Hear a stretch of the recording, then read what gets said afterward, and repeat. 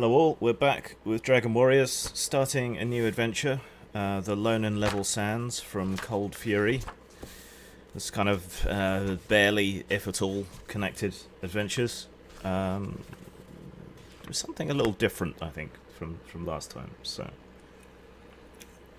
But you guys have had about a month of downtime. I think I added some languages to some of your characters, because I think you all picked up a little bit of ancient Amphibian. I may have remembered to do it. Nope. No, I have not. Okay, because that's a useful thing to learn. I'll add it now, but yeah, so just have a quick conflab about what you want to do in your downtime, whether you want to brew any potions or whatever. Though you can't make healing potions yet. Do we have an idea of the place that we're going to? Not yet, no. Right, okay. We'll be starting with the sort of call to adventure. Would anyone like me to knock them up a +1 sword or something like that? I think it takes a year, doesn't it? Not sure offhand. I'll find it. Okay, you find it while I'm sorting this out. I have a game mechanic question. Perhaps anyone present can answer if you know the game system better than I do, while Jim is occupied otherwise. In the Grimoire of Mistress Edis here, there's a rank 5 spell that reads Phantasmal Claw. It says attack 29. What does attack 29 mean in the context of the game? So an attack score of 29 rather than your own. So for most spellcasters, that'd be quite a bonus. It sounds like a really high attack value, like I could almost never miss with it. Yeah, pretty much. It says D10 +1 armor bypass, D12 +1 damage, so it's almost a guaranteed hit of sorts, yeah? Yeah. Okay. Yeah, a +1 arrow or quarrel will take 25 days. Everything else has a minimum of 100 days. Yeah, and plus it's got I'm only 5th rank, so I'm not till 6th rank can I make anything other than +1s. Oh yeah, I found the chart now. Yeah, I think that explains why I keep topping up my +1 arrows whenever we rest. Yeah. I did wonder, thinking, why has he put that back? I used one of it. Oh yeah, that's why. I think it is only one arrow or quarrel, not a bunch.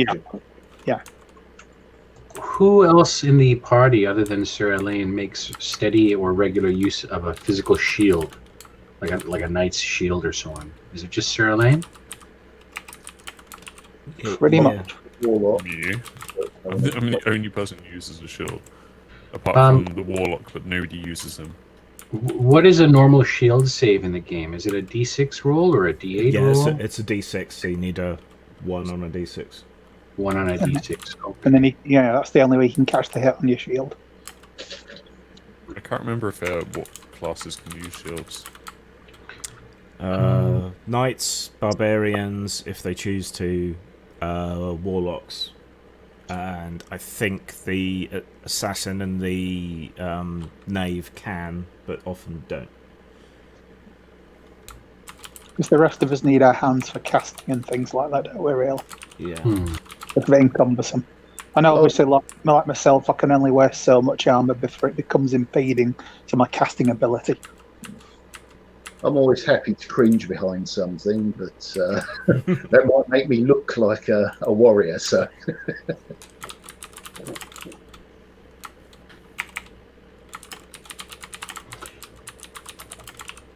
How much time would be required to learn one of the spells from the Grimoire of Mistress Edis? Is that something that can be done within a month of our downtime? Yeah, you can do that in the downtime. Okay. Just tell me which one you fancy. I'm looking. Does the rank affect how long it takes to learn? Like my rank? You just have to be able to cast it. Right. Okay. I'll suss one of these spells out. I'll choose one in just a moment. I'm considering. For Sir Elaine, I have something here that reads Shield of Mars, and saves are rolled on a D4 instead. Is that statistically, is that much of a big change? I mean, yeah. It's like instead of one in every 6, it's one in every Yes, 4. Yeah. Though your current shield already changes your probabilities, so I'll have to make a ruling about how that would affect it. Does it already go to a D4? I'm sorry. A normal shield would go from a D6 to a D4. So this current shield, I'm using a magic shield. yes, is 1 to 2 on a D8, so it would be 1 to 2 on a D6. You'd have a 1 in 3 chance of deflecting with that spell cast on you, which is pretty good. Yes, I'll learn Shield of Mars then. That should help the group tremendously. Okay, I It shall. helped me tremendously. Well, and thus the group. Yes, Yeah, absolutely. because you're the sole remaining tank. Oh yeah. Unless someone else wants to play Becca. Yeah. Any word from old school? Is he definitely gone? I don't know why he's stopped playing, so he didn't say. So is he more than just a casual acquaintance to the game to anyone? not Not hugely. really, no? I've known him a few places around the internet, but nothing. Yeah, huge. I don't know. Doesn't matter. Whatever the reason. Yeah, it's all good. I actually forgot to ask. I was expecting him to be here, but I know he's got another game he's going to be running, but not on the same nights. Yeah, that might be it. Yeah, I don't know. Are any of you running any other games now, or in any upcoming, soon? Not. I can't even talk today. Oh my god! Soon. I'm running a Shadowrun, and for the junior group at my roleplay go Dragon Warriors, but that goes a bit off kilter because of the age of them, and they're new to role playing, so they don't follow the standard ways of doing stuff, which is great, but it makes you want to pull your hair out half the time. It really is fun. Do they try and do things in like more of a computer gamey sort of way, or? Not even that. It's just they come up with ideas completely out of the blue, and the way they develop is really good. There's one guy who was almost autistic, mathematics-wise, but that has picked up. He now calculates. I mean, it's only dice rolls. It's fairly simple. Yeah. But it would take him like 30 seconds to process. He now does almost as soon as he looks at them. Yeah. That's fantastic. Yeah. One guy, the sort of elder brother of two of them, was very not. You've gone quiet. Your voice is gone.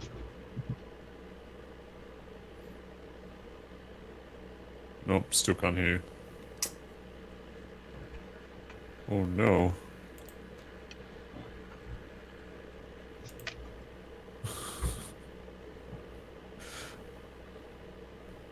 Technical difficulties, I guess. Yeah.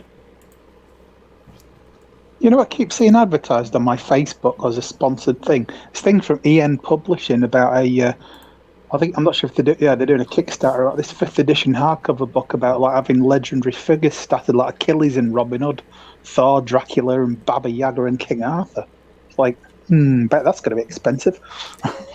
Yeah, that sounds like pure commercial tripe. I mean, it's a completely wrong system to stat up Robin Hood or Dracula. God help us. I mean, you have Dracula-esque figure with, what's he called? From Ravenloft. Strahd. Right. You have a Dracula-esque figure, I suppose, is the better term.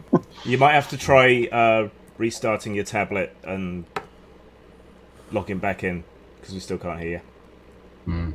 Yeah, a restart is probably a good idea.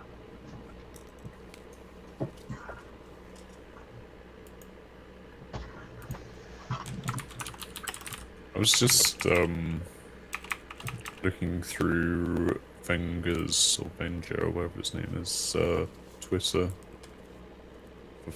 and I saw like the call out post on Facebook and I just found it interesting that it just says, "Oh yeah, there's this guy Avenger. He's bad, and he's bad at writing. Seems disingenuous. Yeah. But also he's racist, so let's boycott him and cancel him." But it doesn't actually mention what he is apparently accused of anywhere. No. It's just like These things. Okay, let's see if we can. No, still can't hear you. Was that me or someone else? Now we can hear you. no, we can hear you now. Jack, I suspect it's probably his association with Jim. Right? There's a crusade against Jim. Partially, but he gets himself into trouble. He doesn't need my help. Don't know. I just wanted to find out. No idea. Yeah. It doesn't say. I think he objects to the destruction of statues, which obviously means that he's Oh he's yeah, a well racist. obviously. Yeah, and I think he said all lives matter in a rather sort of naive and fluffy way, and that was taken as being. Oh, that just seals the deal. Anyway, right. Let's leave all that stuff behind and get involved in some fantasy stuff. So, was there anything other that anyone wanted to do in downtime? Were you were going to make another replenish your arrows? Yeah. Yeah. I don't think I really used any last time anyway, to be honest. No. So that's fine. So Caradon can make potions, but can't make healing potions yet. So, do you want to bother, or do you want to make some scrolls, or? I think my time will be spent learning that spell. No, pardon me. I've got a bit of a. You can probably do that at the same time as stirring, but no. Yeah, it's just convenient if we go with that. Did you want to spend any of your ill-gotten gains on anything?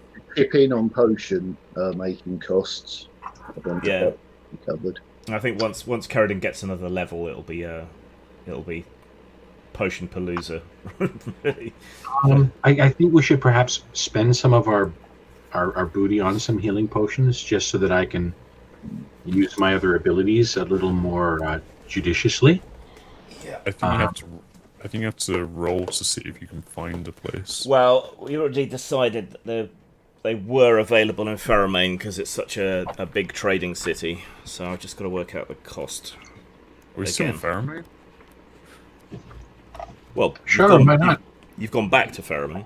That is your main base of operations, right? Oh yeah, you did the session without me, didn't you? Yeah, Last, yeah. Tuesday. Oh, I forgot about that. Did you solve the dungeon or whatever it was? Yes. Yep. And found all the treasure and outed the merchant as a bad dude and rescued his daughter. She was a Nereid, enslaved by. Wait, you outed the merchant as a bad dude. Was that before or after you disintegrated him? She disintegrated him. Oh yeah. We just watched. Okay. So.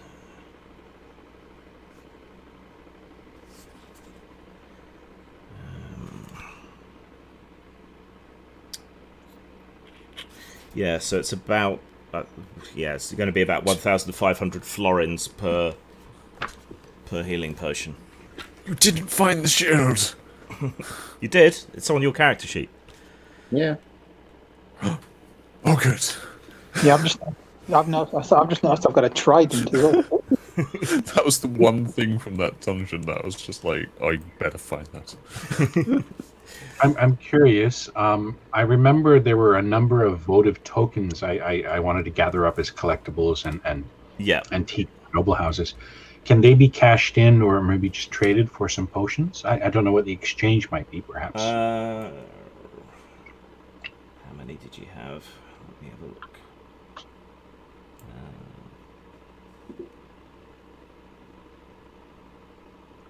No, I did note them down. There we are, prayer tokens. So...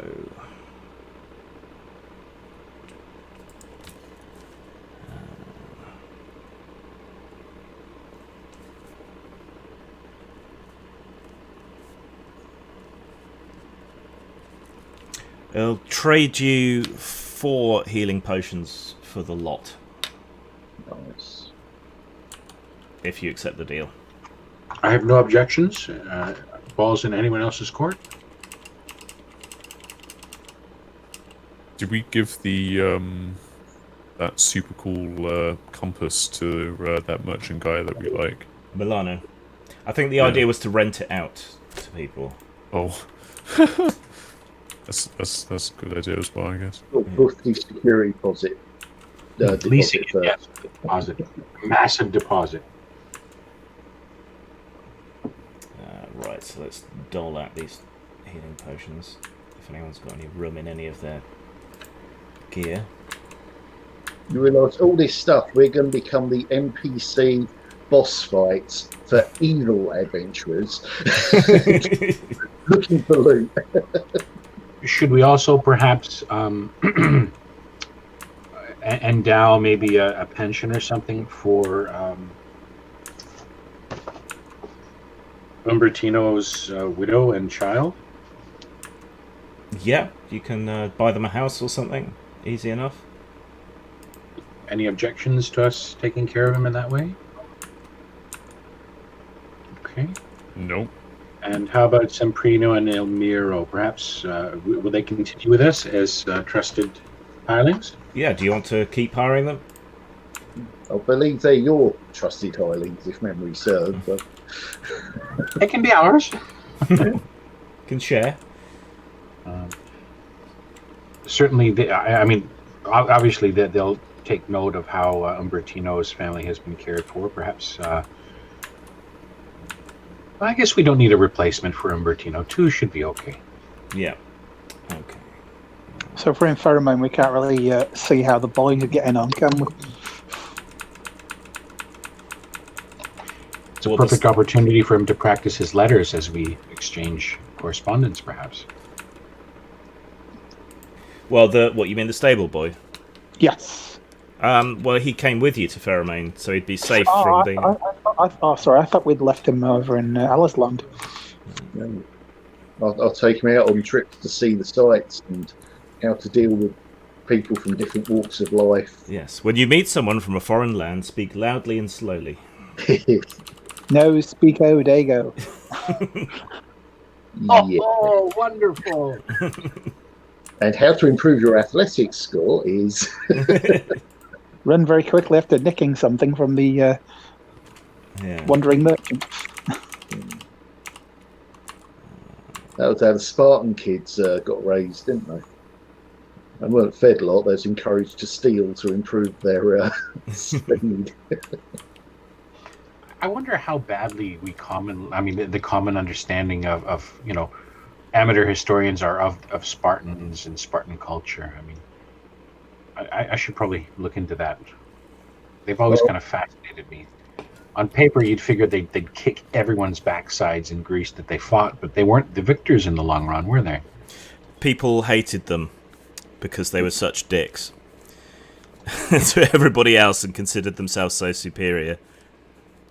And they weren't particularly self-supporting in terms of food and so on.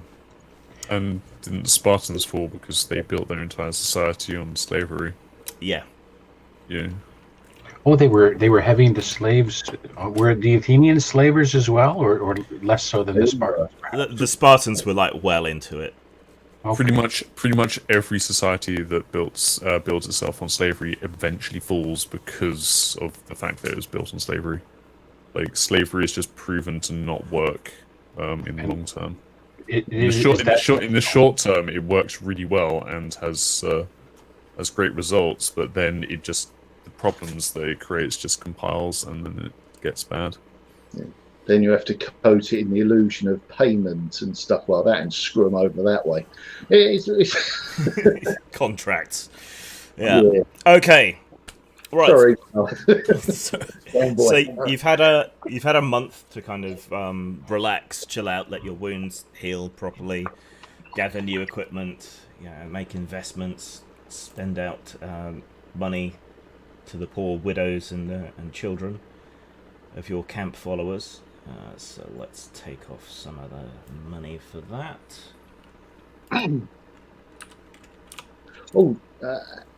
Was there an estimated time of return on the investment I made with Milano?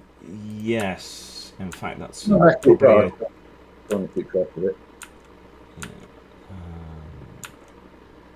Where did I keep track of that investment? I did keep track of it somewhere.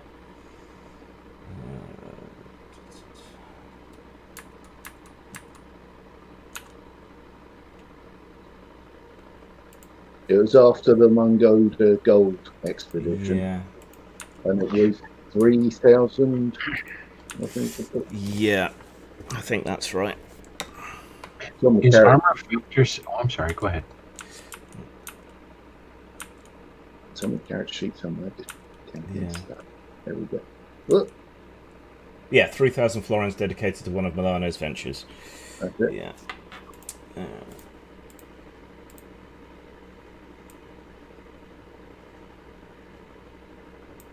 Okay. Right, so as many of your adventures begin, this one begins with Milano paying you a call. He's been around socially a few times, and you've reminded him of the investment that you made, the very generous investment that you made. And towards the end of the month, he returns to your house to pay a social call. So your steward comes to find Elaine, because he's sort of nominally the ranking person. My lord, the merchant, Milano, is here to see you again. Aha! Milano! Send him in. Yes, sir. Yeah, he sends the maids and some of the other servants scurrying to find the rest of you wherever you are, and guides Milano in. So you're meeting him in the drawing room, I presume? Yes. Yep. Or the morning room. Alright, Milano sweeps in, and yet another one of his flamboyant outfits. He has some kind of exotic set of feathers and a spray coming from his oversized hat that he's wearing this time.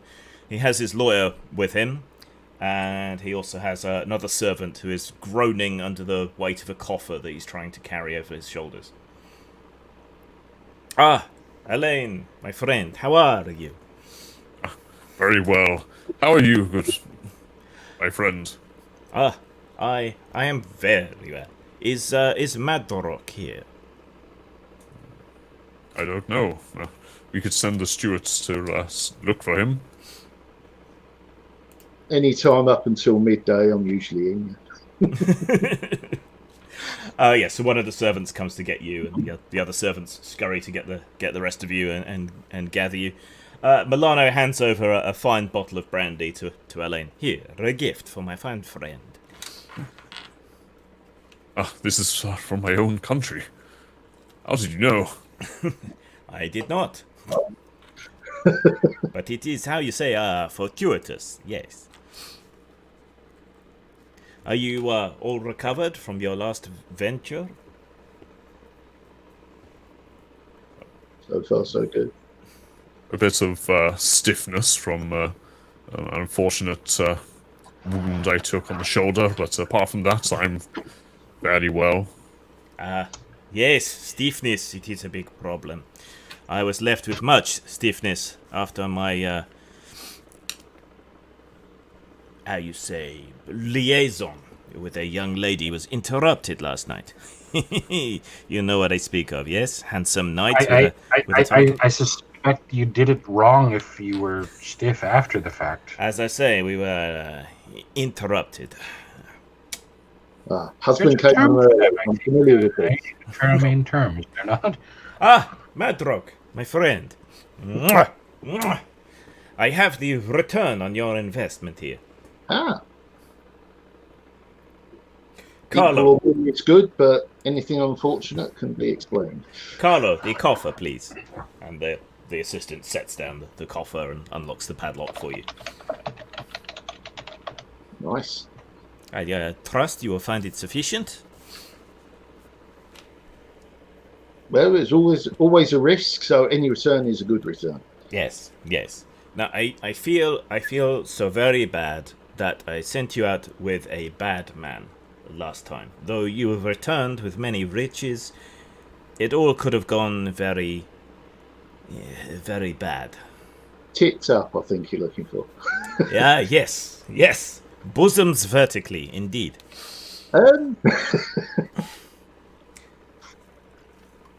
Now, many of you fought in the Crusades, yes?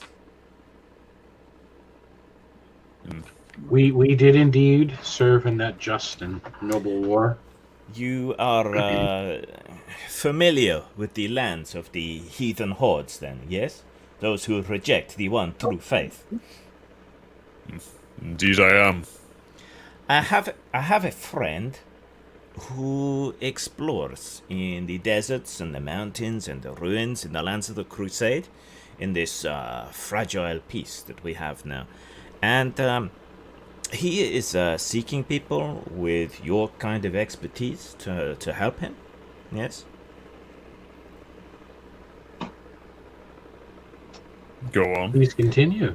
And I thought, after the unfortunate events that just unfolded, that perhaps I could make amends by providing you with another grand adventure and opportunity for profit. And this time I will even waive my cut.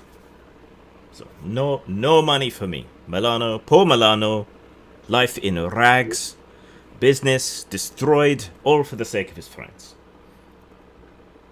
You can't What kind of expect deal you. did you make with your compatriot overseas? If you see fit to give me a gift at another time, this is fine. If not, consider this whole thing an apology. No need to apologize. We made off like bandits from that temple Yes, that but we raided. it all could have gone so very, very wrong. You could have ended up dead, and I would have lost friends and future profit. This is very bad. But it didn't. But it We could can't. have, and I feel bad. I recommended this man to you. If you want to make it up to us, then perhaps a gift like this bottle of brandy would do quite well. But we can't expect you to work for free. Fine. You twist my arm. I should take the usual 5%. Yes? Agreed? Yes. Agreed. He offers his hand to shake. Goodwill is worth more than any value attached to it in coin. My friend awaits you in Tamar. It is a desert town in the border between the Sultanate of Uppala, the Nomad Khanates, and the Caliphate of Zenir. His name is, if I can actually find where I put it down. As I wreck my memory. Yes. Is His that name the is temple Astrogard. He is a magician, a scholar, like our fine Karadin here. He will await you at an inn called the Lying Monkey. Milano, you said his name is Astrogad, yes? Yes. What arts is he proficient in? Do you know? The magic, like you. Just as in your fine theaters and bawdy houses here, there are many different forms of magic. He seems this scholarly type, like you. I understand. Thank you. He is always using the big words. Trying to impress me. He already impresses me with the trinkets he sends, and we have a good relationship, I think. I do not know him for too long, but he seemed trustworthy. What sorts of trinkets are you in possession of? Anything that you can't fully identify, or perhaps would like to have analyzed, or... He takes a large gaudy ring off his hand and holds it out to you. It's an old, relatively impure form of gold. It's a triangular shape with an eye graven into it. A very stylized eye. Shades of Aleister Crowley there in my mind, but... may I peruse this for a moment or so? Of course. Just do not steal it. Oh no, I wouldn't dream of it. I will gather the ring and retire a few meters away from everyone while they continue the conversation, and I'll try to read its aura, and I'll mark that appropriately down here, if it has any at all, or anything else that he might have. It is very, very old, and you don't sense anything really in the way of magic from it, but it has a kind of residual, almost elemental vibe to it. Okay. While the spell is active, or my senses are so attuned, like, perhaps the magical equivalent of having quaffed some Safo juice, right?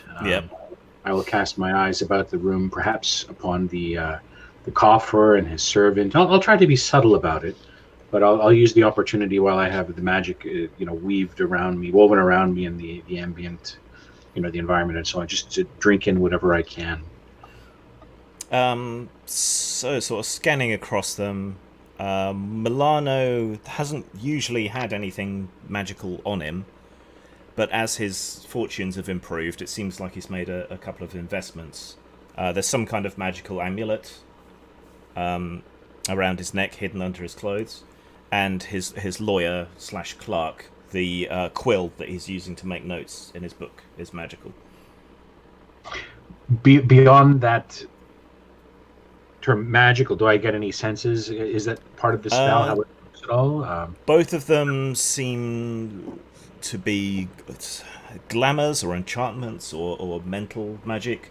The aura around them reminds you of Abbas's aura. Okay. I myself, as a player, I don't know what that would possibly mean. Is that something I should just suss out on my own, or am I missing? Abbas is a mystic, so while he's a religious mystic, the mystic powers is more mental, more psychic. So to do with the mind. Okay, so it would kind of like psionics to bring in maybe an unwelcome term to the game. Okay. Yeah. Thank you.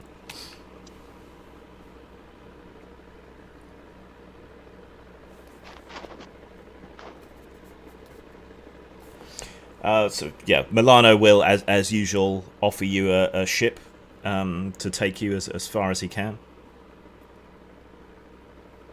If you're all agreed.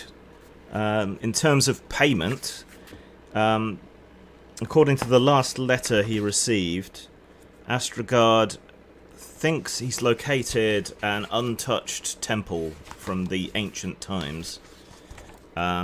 He is primarily after knowledge, so anything else of worth that doesn't relate to knowledge, he's willing to provide to you in terms of reward.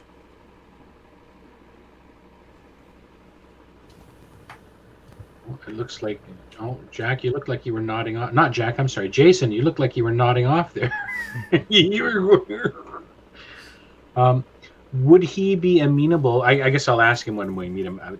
Amenable to maybe an information exchange, perhaps once he's finished deciphering it or so on. Actually, I'll ask Milano if he knows whether or not Astrogad is amenable to such scholarly exchanges. Probably, he's a very, very reasonable chap. I've just got to nip away for a sec. So if you want to decide on any extra equipment you might need for a desert adventure, I'll be back in a sec. Great. Whilst he's gone, we can say all the words that'll get his channel banned. No. Not Farfignugan. I've got a funny feeling that ring's got a gin in it. I'm going to say the N-word. No? Go then. Off you go then. There's a door, but don't slam it when you leave. Orcs.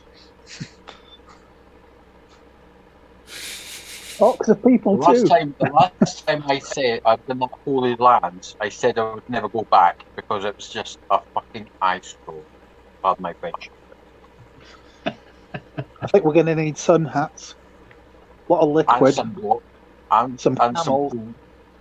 Yeah, and some heat protection potions.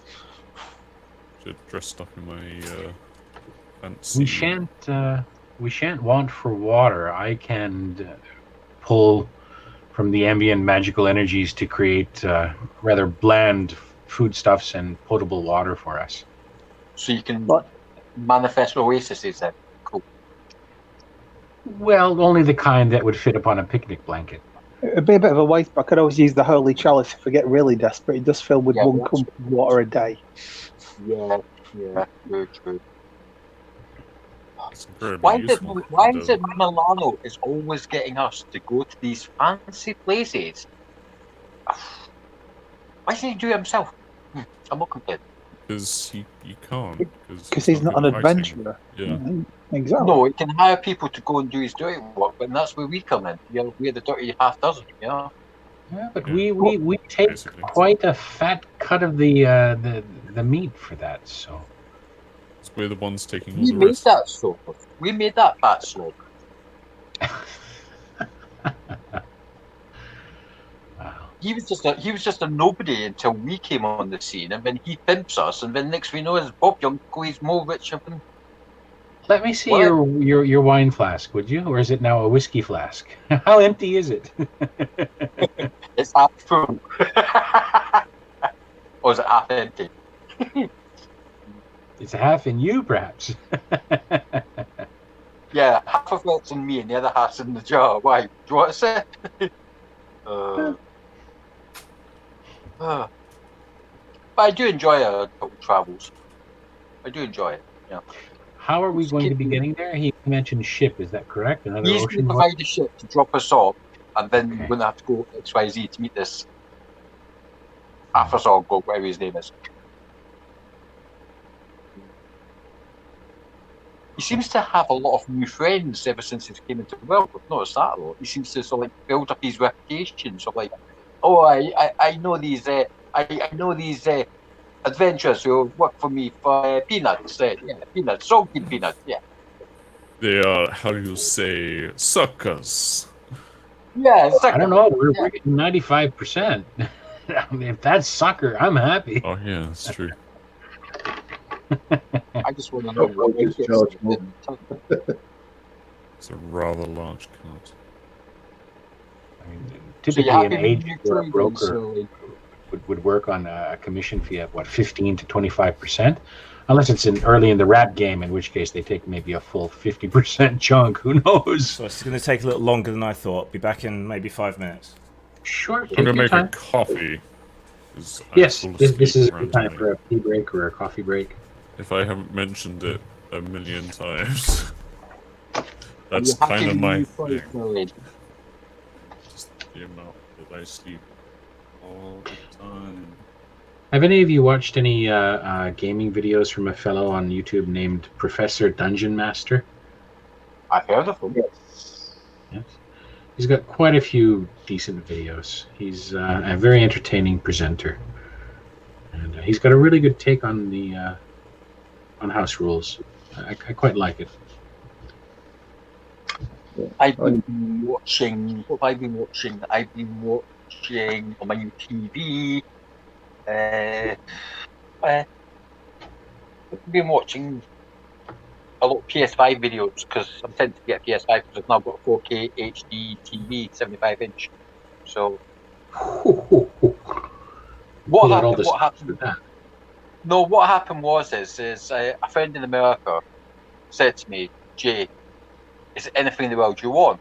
I went, well, apart from COVID-19 to bog off, the world slowly but surely get back to normal, me to get back to normal, everything to get back to normal slowly but surely, and blah, blah, blah. And he goes, no, seriously, is there anything in the world you want? I went, not at this moment in time. He goes, will you be getting a PS5 in November? I went, possibly, but top priorities first, no, because I don't have a 4K UHD TV. He goes, what do you mean? I said, well, to get the best sound and the best graphics of PS5, I'm going to have a 4K UHD TV.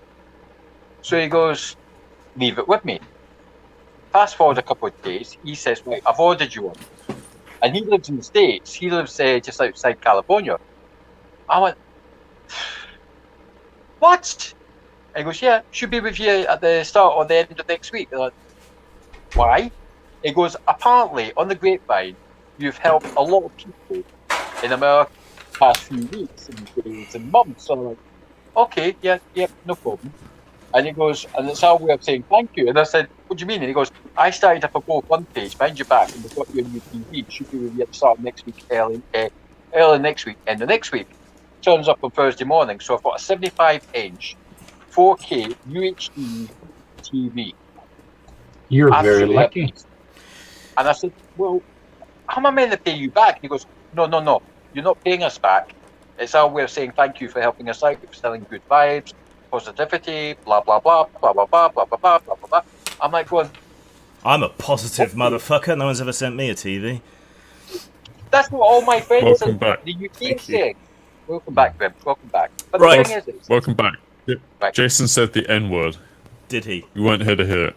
Was it naughty? Yes. Was was naughty the N word? It was. It was. oh, Actually, it was nigiri sushi. someone's been spoiling. Right. I thought maybe it was knee. Knee. Right. Did you decide on any extra gear that you might need for wandering the desert? Or did you immediately get sidetracked into some non-gaming related conversation? Yes. Pretty You know what? Well, I went to get coffee actually. I was actually thinking that like we probably need like water. Yeah. Well, We'll more. definitely hire local guides once we get there, and we'll rely upon their expert advice as to the additional accoutrement and equipment we'll need. Yeah. But water So seems wait- like a good bet. Yeah, We'll someone hire to the keep equivalent of a local Marie Kondo. someone to get Sarah Lane like well cooled while he's in plate mail armor as well. Well, Yeah, he's that's he's true. fought there in the Crusades, so. Not true. Yeah. Yeah. There's always bikini armor. I was thinking more of people. Are there people in the area of wherever this temple is? Because last thing you want is some desert tribe that knows the area, feels protective about it, and yeah, no, that's not going to go well for us. That's actually a very astute concern to have. We should try and learn about whether or not the area is in land contested between one or more groups that reside in the area. It could be, if it is, an ancient, if it is truly ancient, it may be covered over in all kinds of, like there could be a church built atop it, or some other temple, or it could be belong to grazing lands, or on the estate of a noble, or Yeah. who knows. 3 different borders were mentioned. Yeah. So if we go to a town that's like, or town or city, whatever it is, that's a cross culture, there's still going to be one prevalent lot in charge. Hmm. Now, We'll have to consider what bribes we might offer. not only who to, but how much. If you bribe too much, you're done down as a sucker. If you bribe too little, they'll take it and then bang you up with attempting to bribe them. I have an idea. Do we still have Milano with us? Yeah, he's yeah. While you're sort of thrashing out these details, he's hanging around and eating your food. Milano. We, or at least I'm confident I'll give a wink to everyone. We need your advice about something. If we are to, let's say, smooth the way with customs officials or local viziers or other officials who may be landowners or guardians of property lines or whatnot, what items of relatively low cost here in Fairmain that are uniquely Fairmainy or continental might we bring with us to impress overseas? Have you any recommendations? Drink, wine especially, the cheap, sweet stuff. They like it, but it is not allowed. So you must be very careful.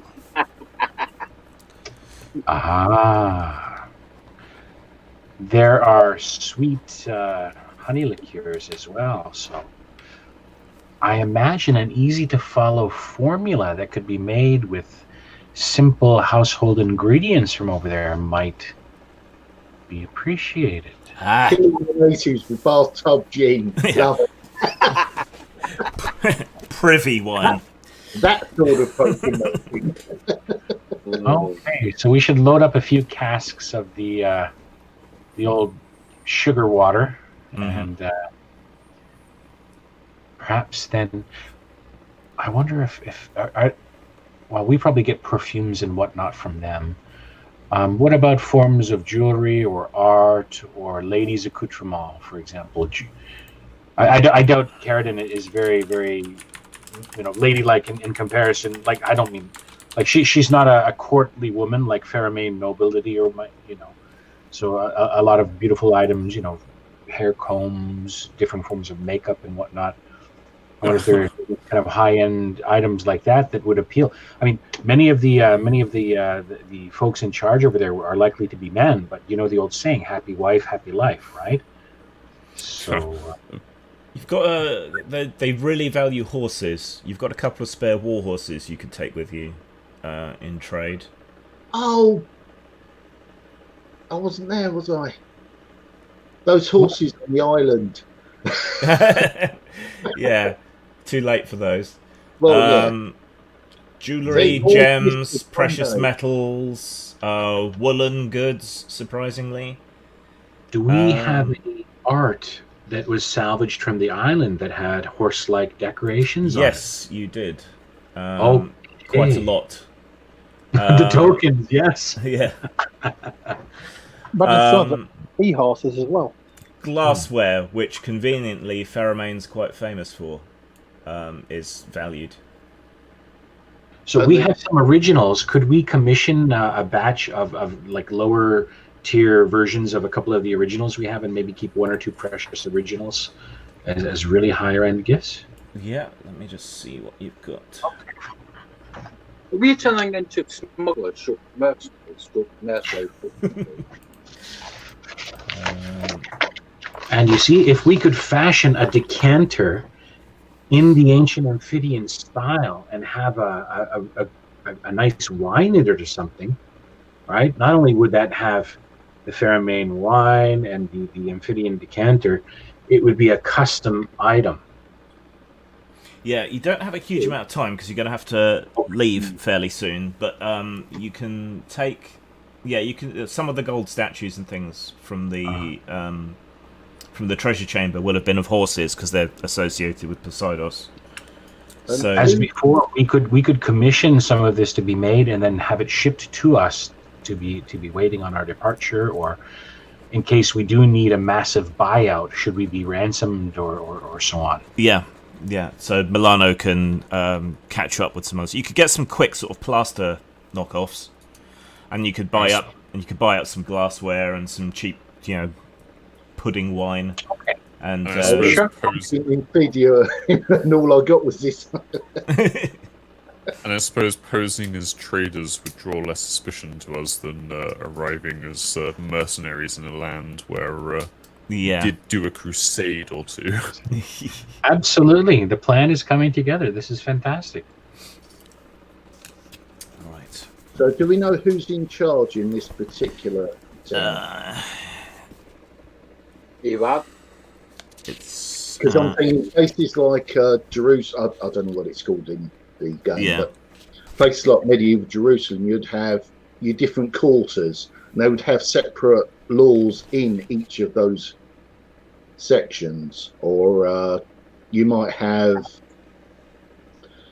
say, the Islamic State in charge, but then you'd have like the Crusaders policing the streets and stuff, and it gets a bit mixed up. So if we could find that out beforehand, that would be great.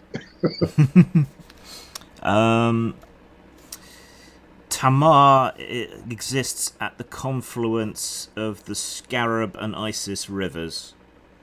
And it seems like it's a sort of inland pirate town, almost.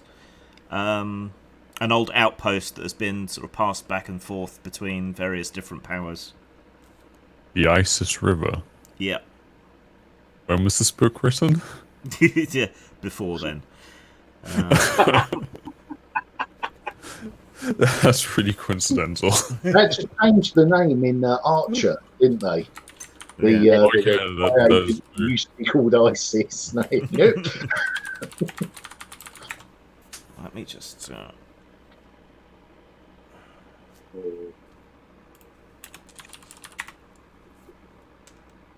Oh, what's this open?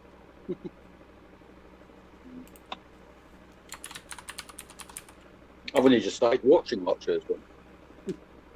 Oh, it's fantastic. It's pretty good. It sort of gets a little bit dull around the later season, though, IMO. I'm just after when they started becoming smugglers.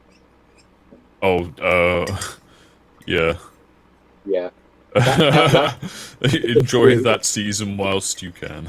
I've ordered the box set, so I should be getting it. Because it starts good, it only goes downhill from there, unfortunately. Yeah. What, we're on season 11, 12 now? Yeah. I think it's like season 7. Archer in space, isn't it? Moonraker, anyone? Try not to spoil anything. Yeah. I only got into Archer because I'm getting sick and tired of waiting for No Time to Die to come out. And one of my mates in London says, "Have you seen Archer yet, Jason?" And I went, "No." And he goes, "Well, watch it and tell me what you think." I'm like, "Okay, no problem." Watch the first series. I was in stitches.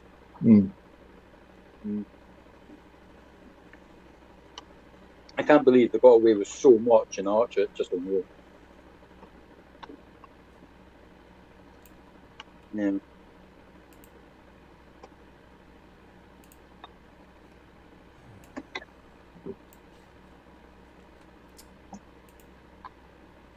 I think I've just fucked us up with too many details, haven't I? Should have been in there by now. Yeah. I just don't like the thought of coming up unstuck in a land where you've got no backup, nothing to fall back on apart from yourself. It's called being prepared. Yeah, it's all good ideas. Okay, there's the river ISIS.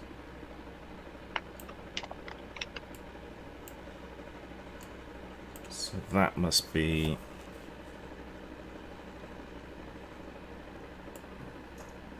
I'm only thinking like this. So I've got a Shadowrun adventure coming up, which is set in Hawaii, and of course, none of the characters are from there.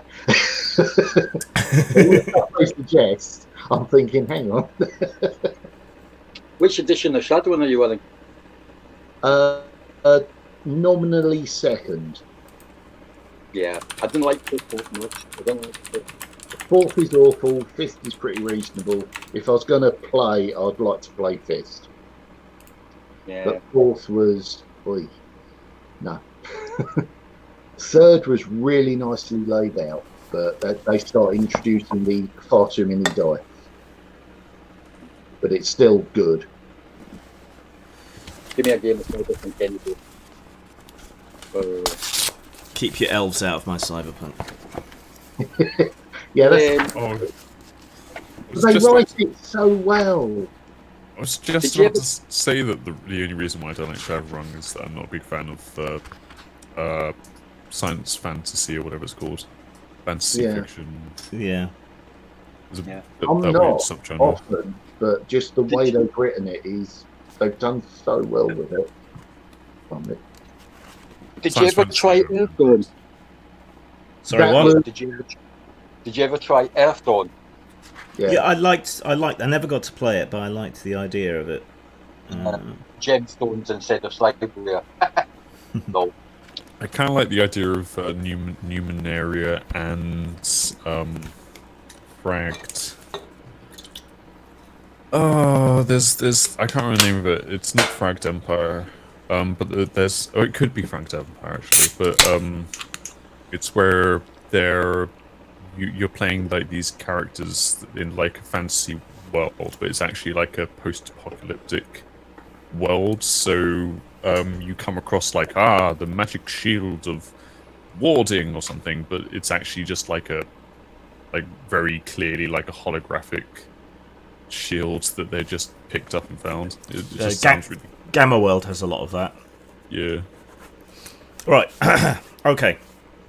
Yeah. So it's a kind of lawless city at the edge of everything else seems to be the deal. So once you get there, you shouldn't draw too much attention, but it's getting there that's the trick.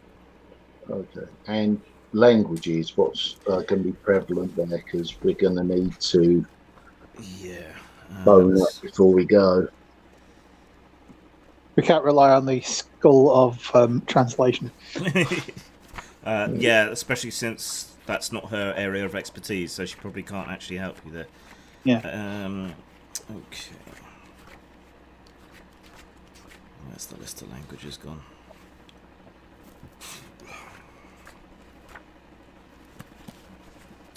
Sorry, I told you I was a bit off my game today. Yeah. So I suppose to make it easy, we could hire somebody that spoke the language. You could This is an option. hire a translator, and Pheromone's cosmopolitan enough that you should be able to find someone.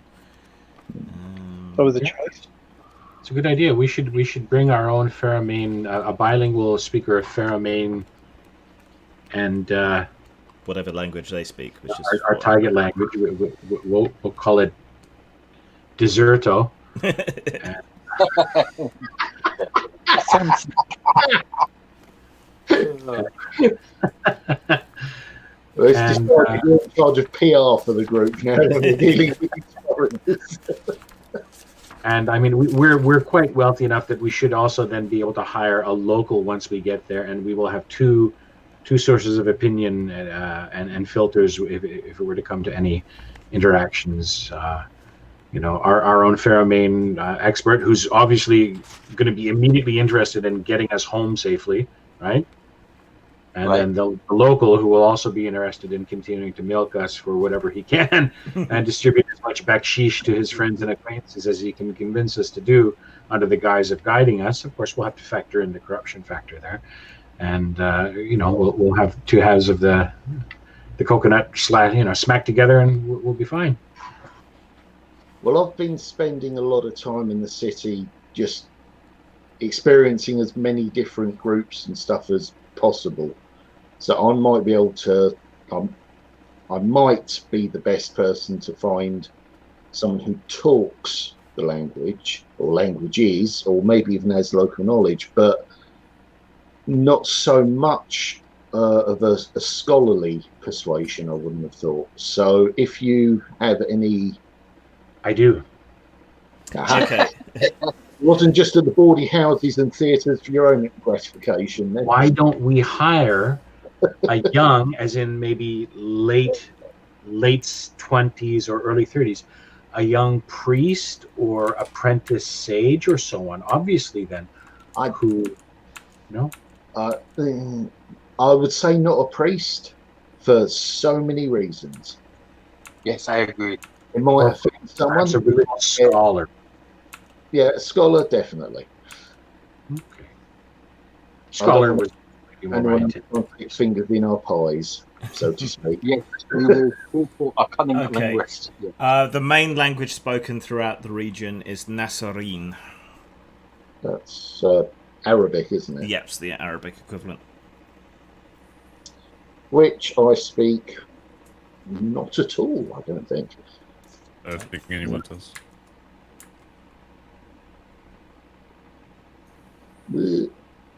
No. Jumping about. Nope, nobody. No. Okay, So you can I hire think a translator. Yeah, I think a translator maybe in our future. Okay. Right, so you buy some good quality water bottles to laden up your mules and your horses with. Replenish rations, so you can probably pick up more once you're there. Get some glassware, other bits and pieces. Do you want to take those spare horses to sell off while you're there? Yes. I think that's a good idea. Yes, absolutely. Are they war horses or racing horses? They were war horses. But yeah, people should be happy to get those. Right. So Milano sorts you out with a vessel. You have to wait a few days for it to become available and to laden itself up with the appropriate cargo. Your trip by sea is largely uneventful. Milano's taken to the practice of sending 2 or 3 trade vessels together now so that they can watch out for each other and protect each other. So pirates, being single vessels, aren't quite so inclined to take on convoys.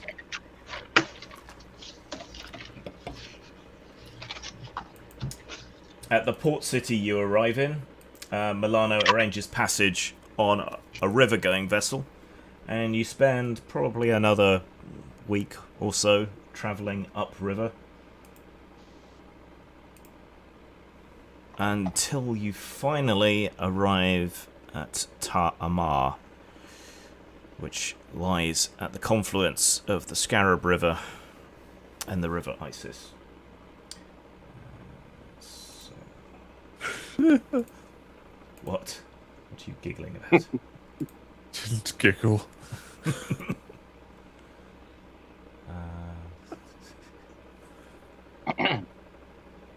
I might giggle. There might be nobles who would hire you, but only once you're there. So, not right now. Okay. You've passed by larger cities, you've been through the port city, and those are all rather grand. Tamar, by comparison, is relatively small. It's not divided officially into quarters, but different groups have different sway over different parts of the city. Well, Yeah. town, really. If they're officially enforced is the problem. Yeah, they're not properly divided, not properly enforced. It seems pretty much a free-for-all, but it depends who's around. So you just might want to be a little careful what you get up to, depending who there is there. Your cargo's offloaded, and you pay a small fee to have it safely secured in one of the warehouses alongside the river. It's pretty lush here where the rivers join, and there are various tributaries to the rivers that kind of bracket either side of Tamar. So it occupies a fairly obviously strategic position, and has obviously been attacked and sacked and burned multiple times, because there are there's several attempts at city walls that have been breached at one point or another and then built back up again. It's a lot of fortified buildings. Most of the buildings here are stone, rather than mud brick and straw and wood. So clearly it's been burnt down often enough that the houses that remain and the new ones that get built tend to be chosen for their fireproof qualities. The Lying Monkey is the only alcohol-serving bar in the entire place. And that's where you're supposed to meet your contact. Was we given a time, or is this just a permanent foothead? Well, it was said, Milano said, that he would be waiting there for you. So, travel times being as unpredictable as they are, it was never certain quite when you were going to arrive. So I would have thought alcohol would have been banned in this entire country. Why would I wonder that? I've already been here. Of course, this bar that's here, I know it. You know of it by reputation.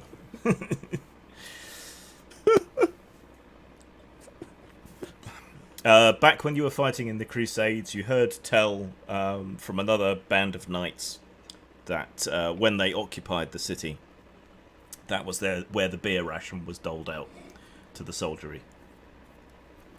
And so it seems to have remained a bar, only now on a more commercial bent.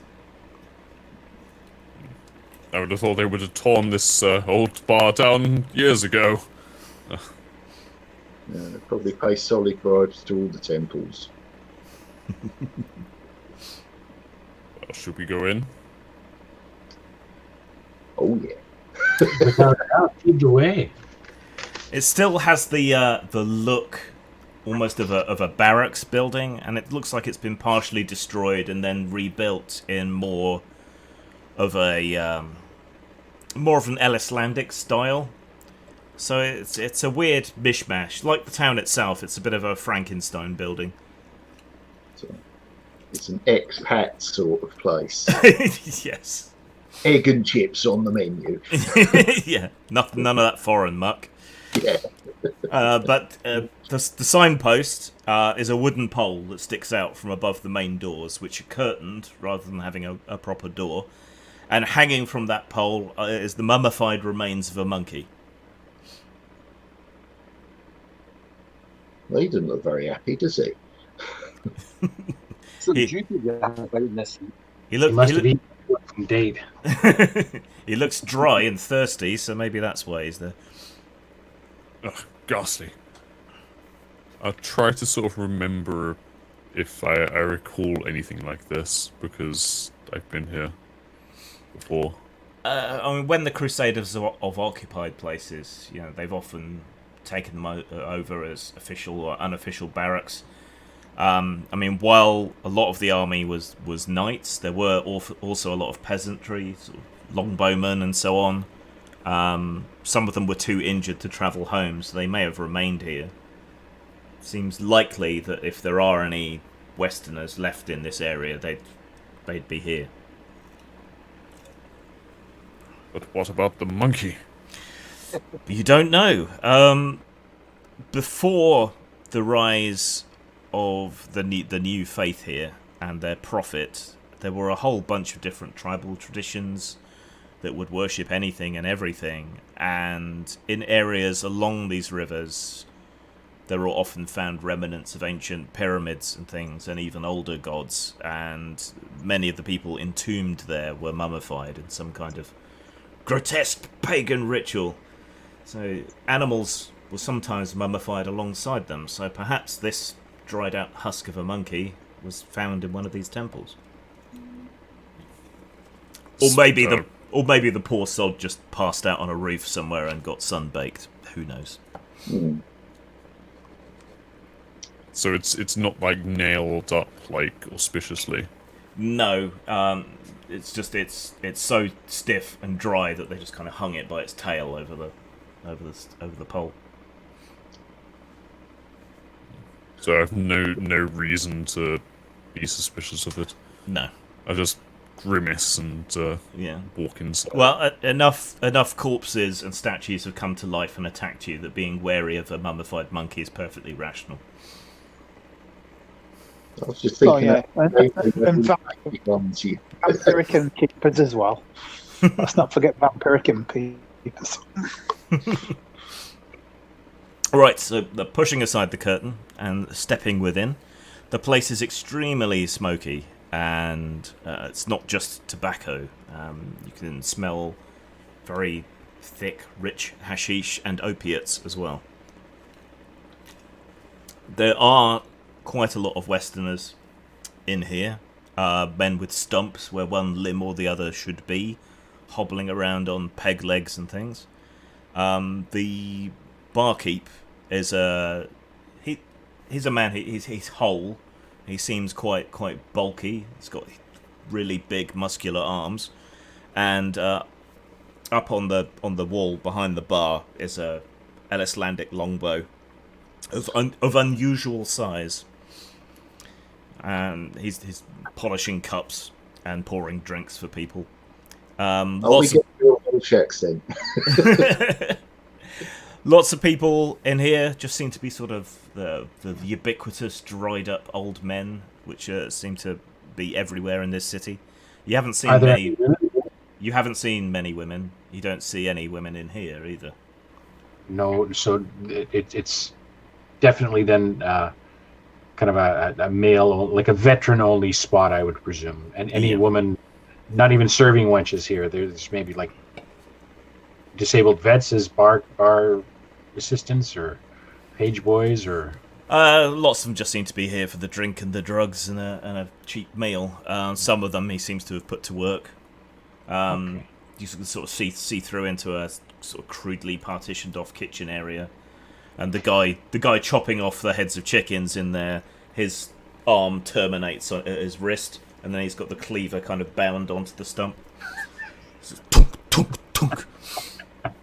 So basically like a Arabic version of the Mos Eisley Starport. Excellent. Yeah.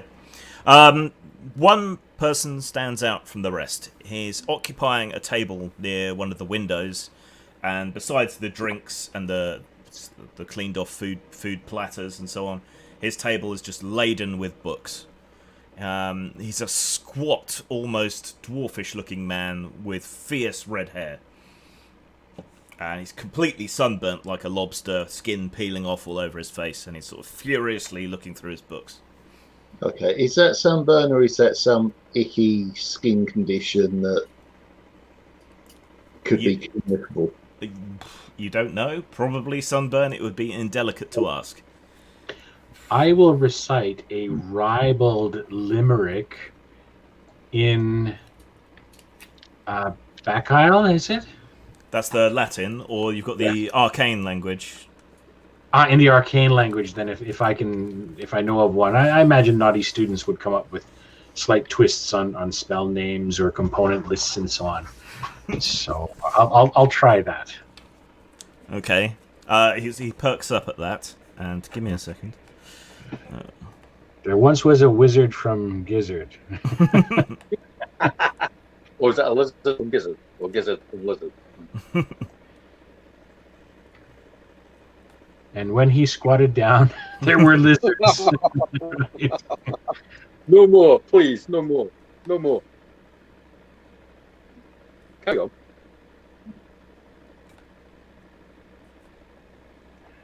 That's the end of the limerick. Oh. I rolled a 1, or the opposite. Oh.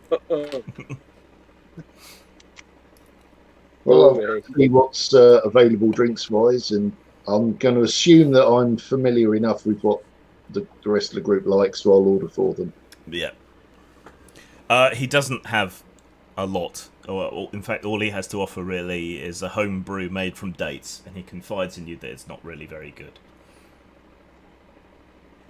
But it's the only alcohol for miles.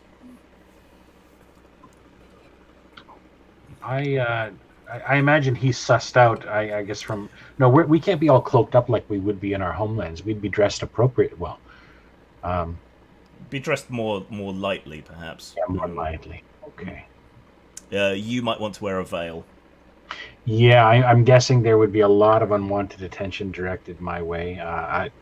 Cursory, because of all the well-armed and very clearly hard men around me. Giggity.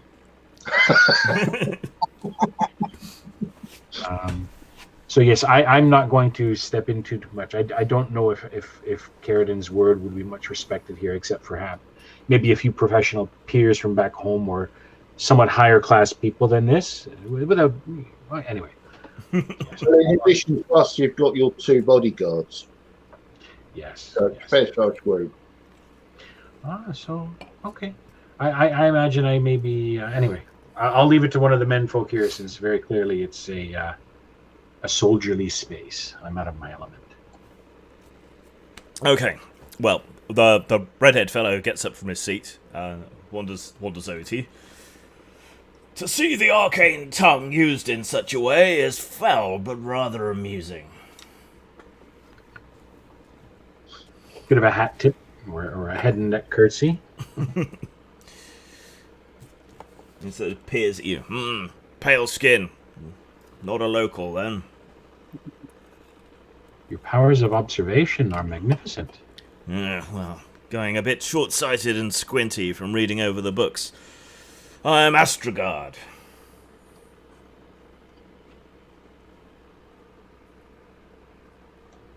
Hmm. I'll just kind of subtly elbow Sir Elaine. Clang, clang, oi. I am Sir Elaine of Braylock. Ah! Milano's friends, compatriots, companions, brothers in arms. And the lady you speak to is Kaladin, art so? Ah! As I said, I am Astrogard, mage of the 6th Circle. Scholar, historian, owner of a magnificent beard, sufferer of sunburn, sot.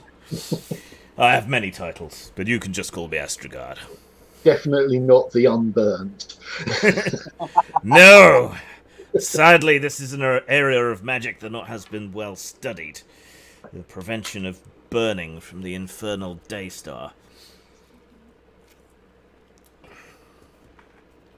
Moonlight has always been my preferred companion, but, well, what can you do? But she's not working here today. Sadly not! John, put it all on my tab. You will be paying it, won't you, at some point, Astrogerd? I'd already paid for this. For this round, but still. Yes. Next, far time I find some things that are worth money with these fine fellows, most certainly. Yeah, come, sit, eat, drink. The wine's terrible. I think they make it from dates, but it's all there is. So help yourselves. Does it bring back any memories? For Elaine, the smells and the sights and so on probably do. Well, apparently I was over here as well. Oh, you were there as well. Yes, I think most of you were in the Crusades in one form or another. Yeah, it does. It's kind of bittersweet memories. The camaraderie of the army, and then the terror of being attacked by screaming lunatics and fanatics and elementalists and magicians calling up storms and yeah. I know I usually suggest that we maintain our levels of alcohol intake, but seeing as this is the last place you're going to find a drink for the next month or so, drink up, everyone. Why don't we settle in if there are decent lodgings nearby and have a day or two of just merrymaking and feasting and relaxing and stretching of the muscles after our arduous. Yes, I would. Boring. I would strongly suggest that you do. Adding day drinking to my list of sins. Well, They'll be purged as your drink is purged. That's the other Might thing to be. worry about. So, well, before we get into the merrymaking and the relaxation, I should probably fill you in on this venture that I intimated to Milano. I have a scroll fragment that seems to indicate the way, at least to me, to one of the great temples of deliverance. So my plan is to travel south and to enter the tomb of a Kaihran noble named Guthron of the House of Org. Guthron was a pure-blood descendant of the tribe, which worshipped a god named Akresh in prehistoric times. I hope to loot that tomb of many treasures, knowledge for me, gold for you. And there are indications in the histories that some of these treasures may yet hold some echo of Akresh's power, some sort of pagan god or rationalization. Still, magic is magic. As to your share, all the gold you can carry. I just wish my pick of the Akreshian artifacts and any knowledge, scrolls, that sort of thing that we can get there. But regardless, we should all be able to leave this tomb wealthy, men and women, one and all. My concern is for traps, and given their facility for magic, there may well be the living dead and other creatures and traps laid within.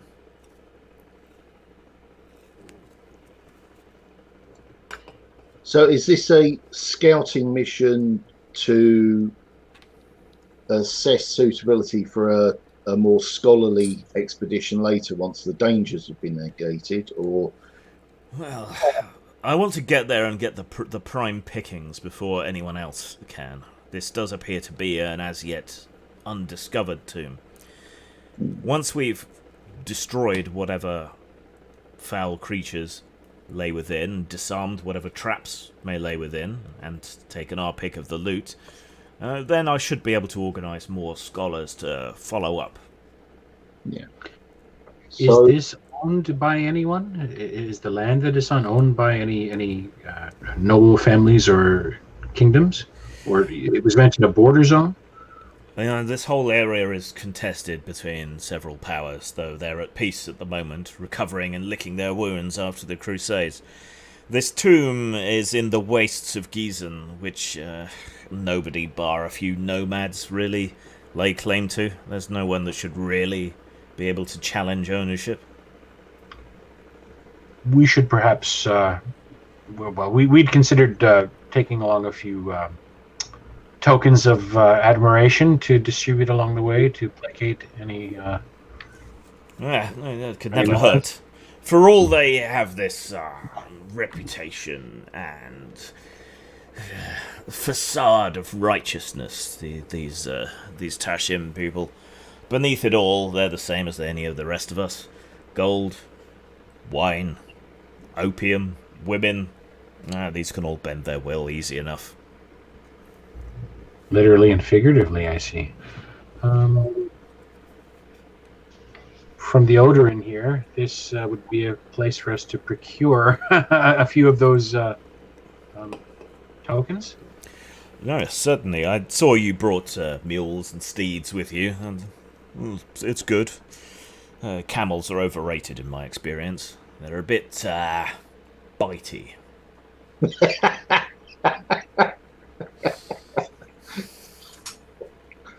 Or perhaps they just find Westerners delicious. Who knows? Very well. Let us find you some lodgings, and we can organise supplies, and we can drink, feast, and make merry. So we're nice and sleek and fat, so we have lots of reserves to work on while we're in the desert. Yeah, because you want to be fat in hot weather. That's really taking the word for it. That's not what you want.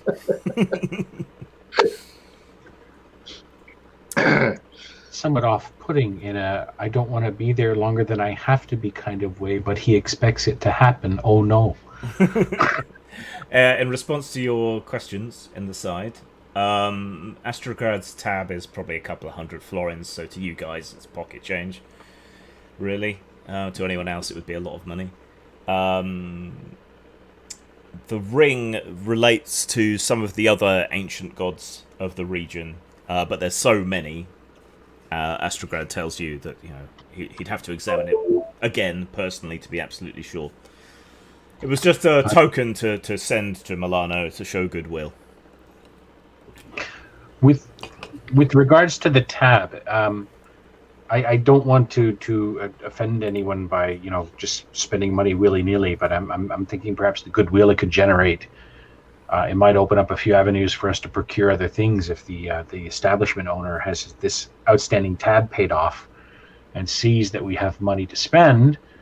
Rather than mark us immediately as a target, we're kind of among some of our own kind here. It might also mark us as people worth dealing with. Yeah, it's a fine balance between power and money, isn't it? But the florins, how much have we brought with us in cash, or perhaps... Anyway, does anyone object to us maybe covering that tab as a sign of goodwill, maybe to engender a little extra, or maybe loosen a few tongues? No? Okay. But if anyone knows what's going on, it'll be the barman. So yeah, it's always a good idea to soften him up. Yeah. There's no harm in paying off the tab. It would keep Astrograd on side quite well, and it would make the barman happy. And more to the point, we did bring some booze with us, didn't we? Yes.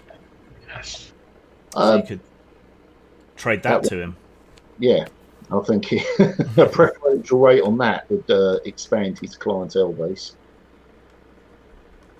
Yeah, he'd be happy to take some of the wine and mead that you brought and use that to cross off Astrograd's tab, and then buy some more off you.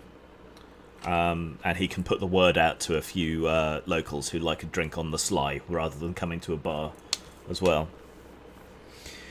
Okay, is there anything particular you want to do rather than eat, drink, and make merry and lay in supplies? I actually want to go out and get a, rather than day drinking. I want to go out and just see what's going on in the streets, a feel for how things are. It probably won't have any relevance at all to the adventure, but see who's in charge, see how people act in relation to different power groups, who policing the streets, that sort of thing, just to... Nobody particularly seems to be in charge. Like, there's no mayor, there's no caliph, there's no one really in charge. It's a mishmash of groups. There seem to be a lot of veterans from both factions from the Crusades. Lots of them crippled in one way or another. Lots of them begging on the street. It's full of beggars and old people, for the most part. For Vietnam. Yeah. There also seem to be some people, some knights and peasants who've decided to settle here. So, it's like they've married into the locals. It seems. The only place you really see any women at all is in the market, and they're always accompanied. There doesn't seem to be a huge amount that's locally produced on sale, despite this being reasonably good farmland. Most of the goods that you find seem to be being sold by bandits or river pirates or nomads who've ridden in. It's a real melting pot and a mix. But the one thing that really strikes you about the whole place is just the sheer amount of beggars, old people, cripples, lepers ringing their bells and asking for alms. It seems to be one of those places where people just wash up when they've got nowhere else to go. Okay. Well, I'll try the local businesses, see if there's some... There'll probably be people selling good luck tokens and that sort of dross. I'll try and separate the wheat from the chaff there and see if there's any places that might be actually interesting to my more learned companions. There's a bunch of stuff on sale. Some of it's lucky charms, like little statues. There's a lot of sort of worn down scarabs and things. Yeah. There's mummified fingers which have been turned into necklaces. A few mummified cats. Some of the mummies and bits of mummies that you spot you don't think are entirely genuine. They look a bit too plump and fleshy and smell of bitumen. If someone owes money around here, it's taken out of their hide, literally, isn't it? Yeah. You start to wonder if all the people with missing limbs did lose them in the Crusades or not. Oh, So there's a local brick top.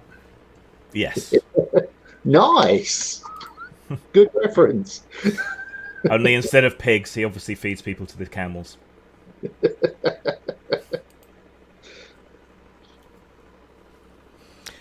Right, so a couple of days into your relaxation and learning the place, Madrock's out scouting around again, when one of the toothless old beggars sort of interposes himself upon you in the street. Me or us as a group? Just you, assuming that you're still spending time scouting, because that's kind of your deal, sort of learning the places. In slow and steady Ellislandic, he speaks to you. You're one of the men working with Astrograd, yes? Right. Without sort of flinching, I'm going to be checking ahead, behind. Yeah, well, the street's full of dodgy-looking people, but everywhere's full of dodgy-looking people. None of them seem to be paying that much attention, and none of them seem to be studiously not paying attention, so... Stuff, yeah. Okay, I've heard the name. We've got business. Yes. I have an old parchment. I think. we're echoing off a bit. Yeah. So that'll be Okay. I have an old parchment which may be relevant. And he fishes into his filthy robe and brings out an old piece of papyrus, which is sort of fraying at the edges. Well, this is embarrassing, so I almost certainly can't read it. Just give me a few coins, some food for my belly, and you can have it. I'm taking a look. Do I recognise the language? I mean, if It's I very, don't very read old. You don't recognise the language. can you read what it says? You're asking him, yeah. He says, yes, it's old Kaikaran. You're going to try and find a tomb, I heard. What was the name of that language? Kaikaran. It's Egyptian. They change everything in this game. Gives it a certain amount of flavour, but it really bites you in the arse when you're trying to look up particular things. Okay, well, tell you what. You recommend somewhere good. We'll share a decent meal. And if you can read it to me, and there'll be a few coins in it for your trouble. How many coins?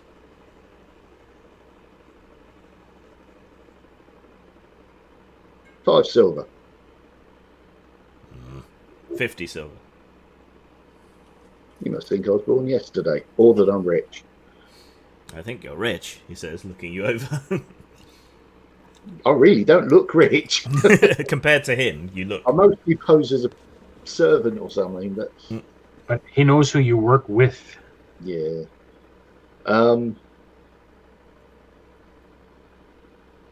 Call it 20 regardless, And the meal. and the meal. And if the info is worth it, I will pay what it's worth. Okay.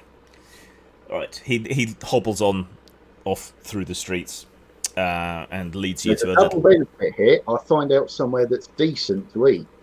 Yeah, Always worth knowing. he leads you into a back alley. It looks like someone's home that they just kind of occasionally make extra money by offering meals to people. He Places like that. yeah. So yeah, he nudges you to hand over the coins Okay. for the meal. So it's only like 3, 4, 5 florins each for the meal, and you end up with a nice tagine of sort of spicy goat and other bits and pieces, and some dates to eat as well. So around mouthfuls of actually, really decent food. He reads through the scroll for you as best he can. Okay. As I die, I leave a testament of my faithlessness.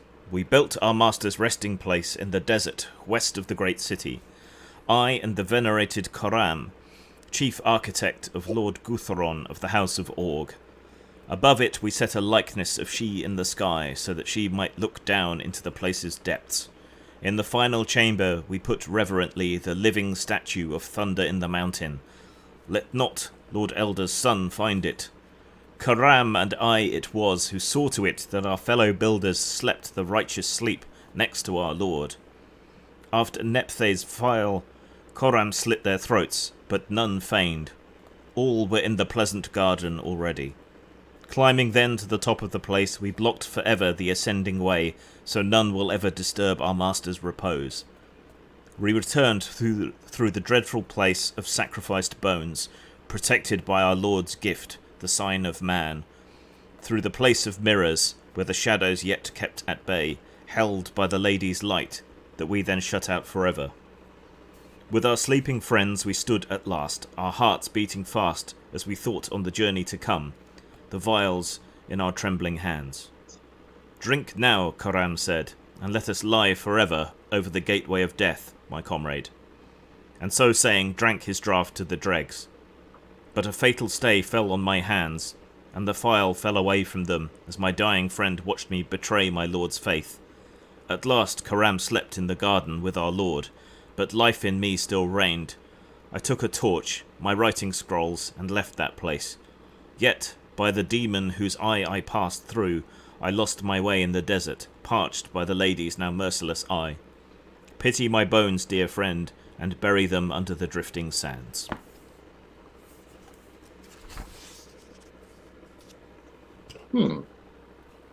So, would you understand any of the references contained in there?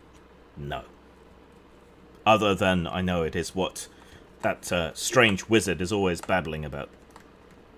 So, thunder in the mountain, or sign of man? This is all pagan nonsense. It's all Greek to him. It's all amphibian to me. Okay, well, I think your original price is probably worth it. Thank you. I wouldn't spread around your newfound wealth.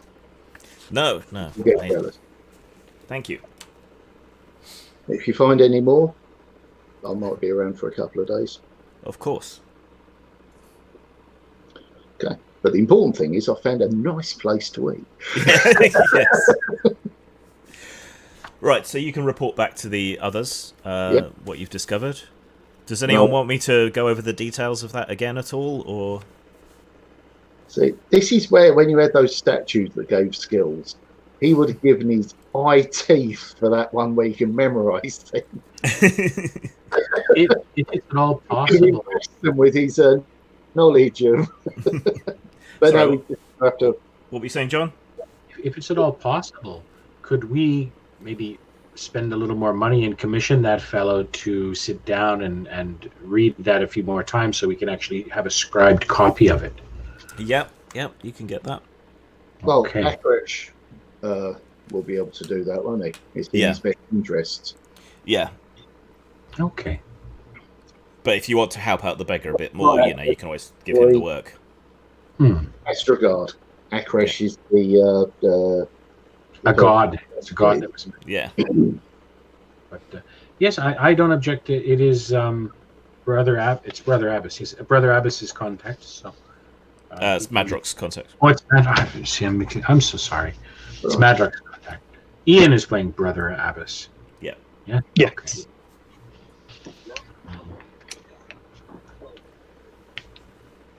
Our Lady's Eye, the sun. Yes, it was mentioned. Our Lady's Eye. Yeah. And they passed through an eye. There was she and God. Mirrors. Okay, that's out of character knowledge. That's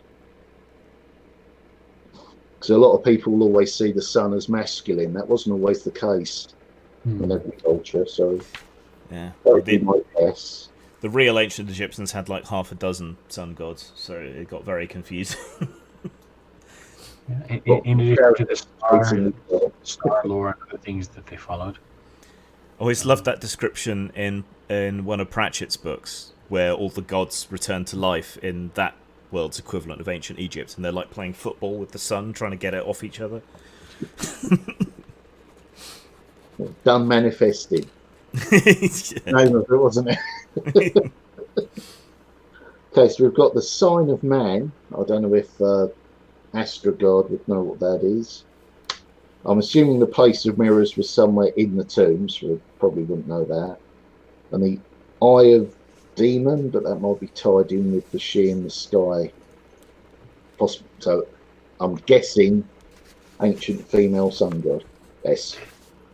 Would most sorcerers in the campaign world know that alchemy actually comes from, the real word analog, alchem, ancient Egypt, right? The sorcery of Yes. that. Yeah. Okay.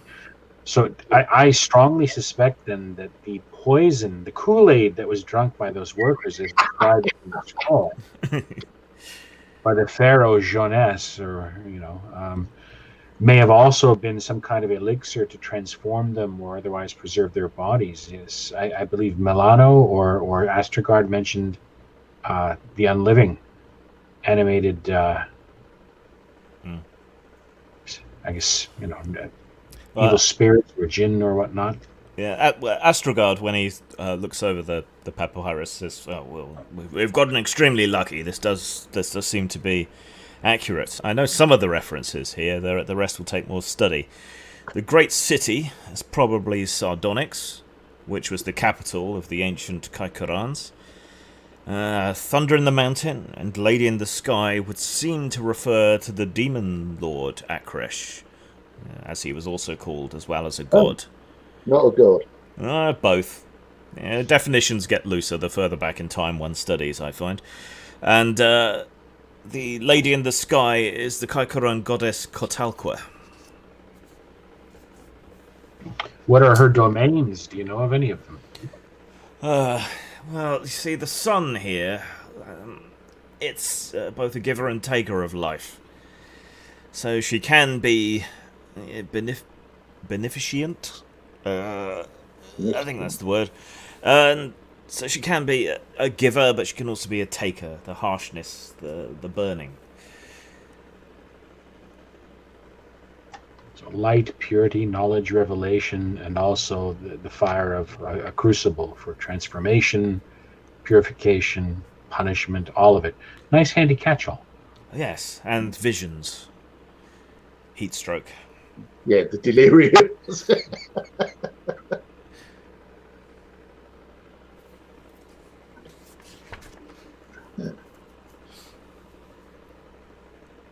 Theology is a very complex subject here. Monotheism makes it all so much easier.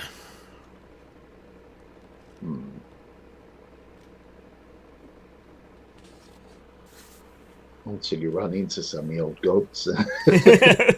Sorry, Did you know Titus is still alive and kicking, relatively speaking? Right, you all done with your prep then? Yeah. So water, Require some outfits that are more Yeah. suitable for. water, rations, some loose robes to go over the top of your clothes and hold the heat off you a bit. Are we just can we kind of hand wave away hiring guides and or translators as just Yeah, you can easily find a couple of guides and a translator, and the barman's happy to direct you at people who aren't frauds. So perfect? But if we return, he gets further business, so it's in his best interest, really. yeah, very much in his interest. Astrogard, has he had any similar expeditions before? Oh, certainly to other tombs and things. So he would also know people that would be trustworthy enough to not stup us too much on the price of horses or camels. Yeah. Well, don't get camels. Trust me, they're evil. I Horses, recall reading somewhere it's not a good idea to mix horses and camels in the same group. horses are bad enough, but camels. You found something you like more than horses. Well done, Jim. Bitey, and they spit. We should probably divest ourselves of the war horses we have sooner rather than later, because we don't know how they'll fare in this environment. Their value might rapidly decline as their health or maybe ill temperament to the climb does. Yeah, you can trade them off for probably all of your supplies and probably a wagon or something that your mules can draw. Perfect. Less accounting. So what's the going price for a war horse? It's like 250 gold crowns normally. Here it would be a bit more.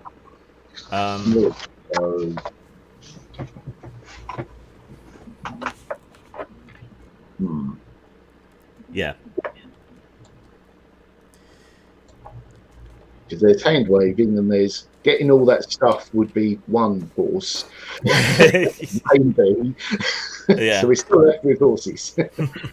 If, however, historically, this would be analogous to the real world, the cost of anything is, I mean, we're getting the foreigner's price on everything, first of all. Yeah. And then we're getting the foreigner's price with a discount. But then we're also getting the foreigner's price with a discount that's really not so much a discount as it was just a somewhat swallowable load of, Yeah. you know, But if triple you, the price, but say it's 20% off, that kind of nonsense. well, you get a couple of carts, plenty of water, extra water skins, barrels. You got the clothes as well that you need. Firewood, rations, yeah, attendant, extra porters, all the nonsense. Yeah, Yes. I mean the rations. It's all sort of dried twists of meat, things preserved in honey, bricks of dates, which are worth quite a lot of money and are often used as currency. In fact, right. It takes you about a week of travelling. Half of that through the great floodplains around the rivers, which are actually relatively lush, and then the larger bulk of that week heading out into the wastes of Gießen. So it turns from floodplain quite abruptly into desert and dunes as far as the eye can see, with the occasional rocky outcropping or ruins of a brick building or a mud brick building here and there. Only very occasionally do you see the odd tree sort of sticking out at a crazy angle from the sand, and all the plant life that you can see for miles and miles and miles all seems to be in these small clusters. Oases. Yeah. That was shit. I didn't think. Hmm? I should have tried for a map of trade routes, oases, that sort of thing. But rather than just depend on the people we've got guiding us, that gives them far too much. Drop the ball, guys. Yeah, I'll be keeping track of whatever landmarks I think won't be covered by a snowstorm. Not snow. A sandstorm. A snowstorm would be quite spectacular. Yeah. The nights you weren't prepared for. Well, no, I guess you've all been here in the Crusades, but you'd forgotten quite how cold they can get. So towards the end of your week of travelling, you're taking shelter near some ruins, so in the shelter of some ruins, to keep the worst of the wind out. And Astrogard has a fire lit with a blast of magic for you all. Having your meal, dates and dried meat and water again. Delicious. Did we get not a tent? What's the slightly larger version? A yurt? No, big round tent. It's usually what a circus tent. It's a really small one of those. Yeah, I can't remember the damn name. Like a campaign tent or a general's tent, something you see Caesar in during Rome. It's so you can have a fire inside without being seen for miles. Bedouin tent. That would be the ideal. It's probably cheaper. A muumuu. A Beit El Shah, it's called, apparently. They're made from black goat hair. Well, that's why I couldn't remember it. Yeah. Yeah, you could have got much more expensive. Yeah, you could have got a couple of tents in the trade deal that you made. Oh, okay. Well, we should be there tomorrow, so I hope you're all prepared. As prepared as we can ever be. It's a cruel land, this one. In ancient times, they would bury their servants with them, sacrifice people to the gods. Even today, they're horrendous and cruel. I don't wonder if that's why the camels are so mean-tempered. Well, in Elsland, the chieftains got buried with their thanes, and it was more of a willing thing, I think. Oh, yeah. In this case, from all my studies and my experiences, I'd say not. Yes. Well, we'll soon find out the particulars of this case.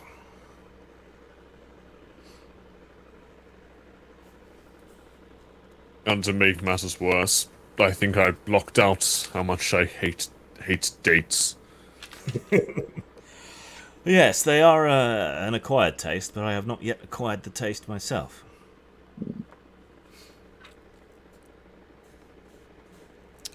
Right. Can everyone make a perception roll, please? Well, I'll tell you what you need to roll. Hang on. And have we been doing watch patterns? I'm just kind of assuming this is happening while you're all having your meal and haven't divided up into a watch yet. So. We have, as hoity-toity as it might sound, we really do have staff for watch rounds while we all get a good night's sleep. I imagine they just disturb us if we need to. Semprino and Semprino and I forgot his name. Umberto. Well, Ubertino. Or something, I'll join in one of the watches. Okay. He won't sleep right anyway. See, who's got the highest perception out of all of you? The assassin. Probably Cesara. I'm only an 8. Cesora? My perception is also 8. Okay. I think is he muted? All passed Doesn't out. appear to be good. I think he mentioned. Well, I'll look on the sheet. What do you mean? I got it right here, right? So Okay. I'll find it for you, Jeff. Cesaro's perception is 14. That beats mine. I've only got 11. The Mystic's probably got a good one as well. Yeah. What's Abbas's perception? And you are muted. 10. So 10. Yeah. Is there a penalty to what we have to roll under? Well, it's the other way round, which makes it difficult. So I have to roll for their stealth against your perception, which is why I asked for the highest. So, yeah. I see.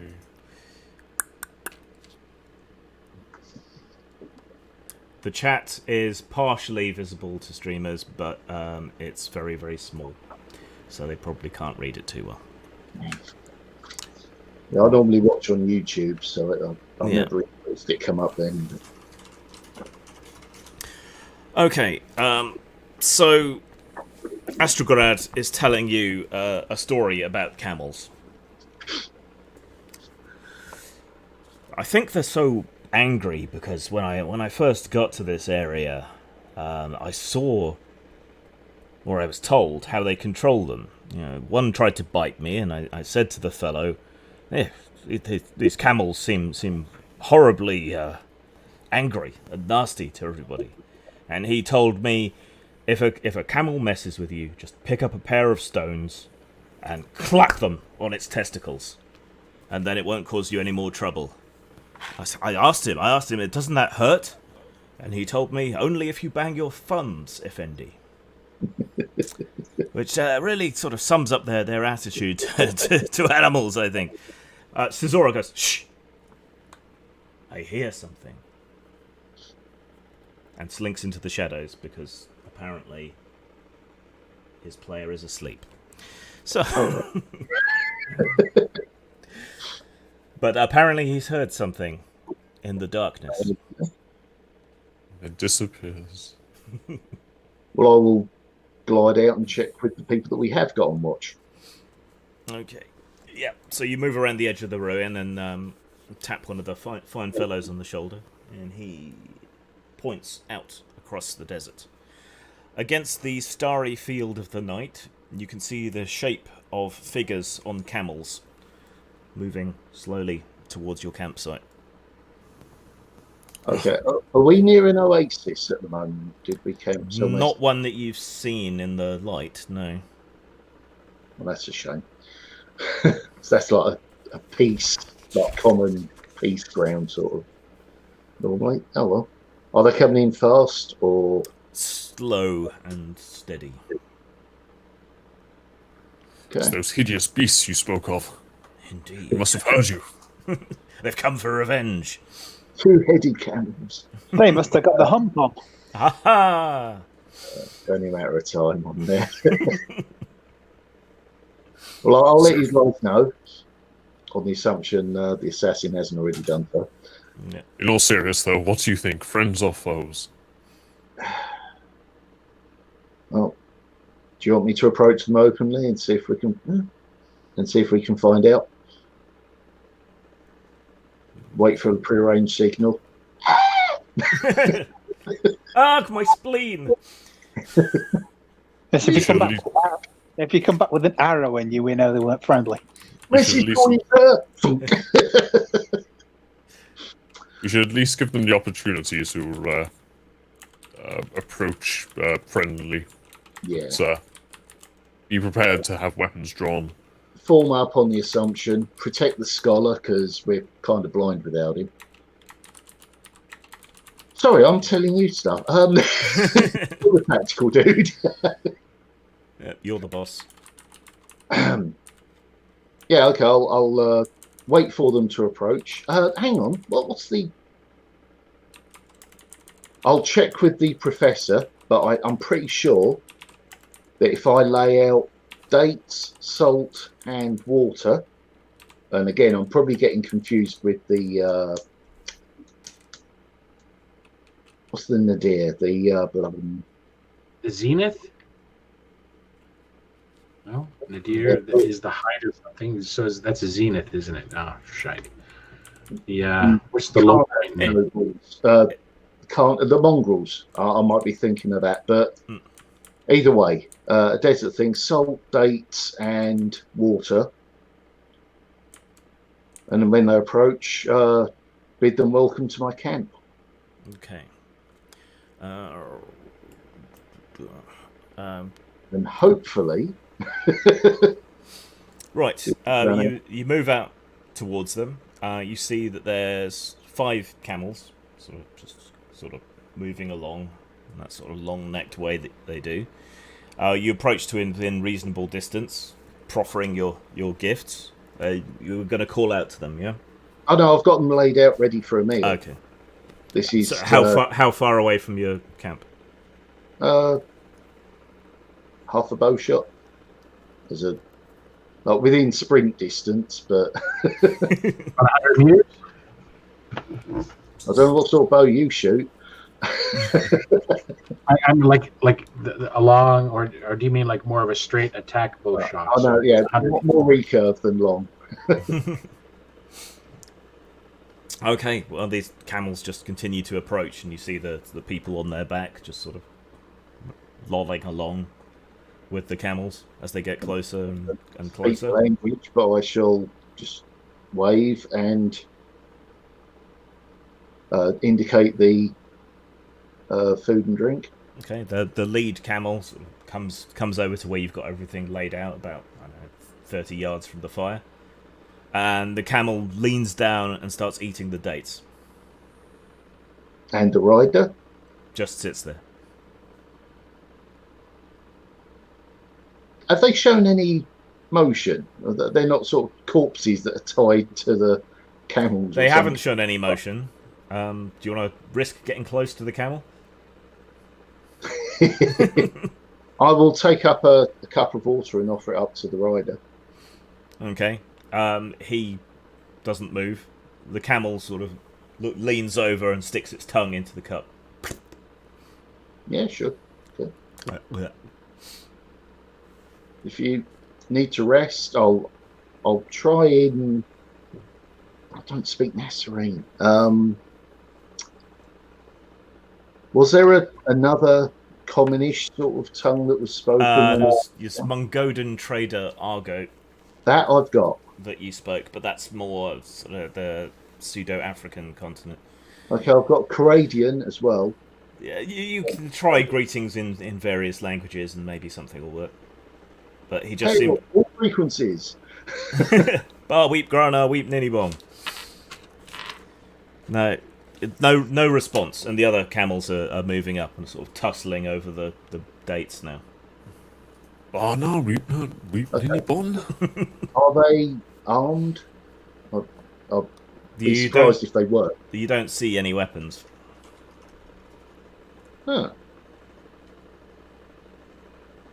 Right. Well, There is a sudden shriek and cry from the opposite side to where the camels came in. And a bunch of men in black robes, waving curvy swords and carrying shields, descend from the other side of the ruins and fall upon the camp. Bugger. Right, I need initiative, so I've got most people's reflexes. What's Madrock's reflexes? I think 14. Oh, blimey, 11. Uh, Gee. what's His intelligence is 14. yeah? What's Abbas's reflexes? 9. And what's Caradon's reflexes? 10. 10.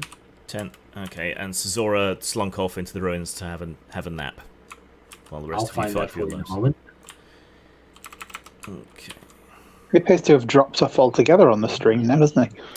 Let me just check if he's having internet problems.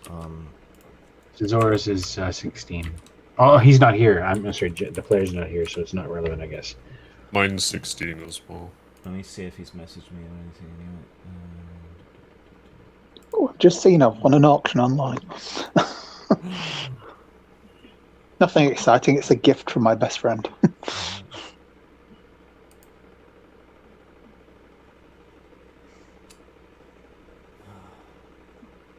trying to check for a message, but it's being very slow. Okay, there he is.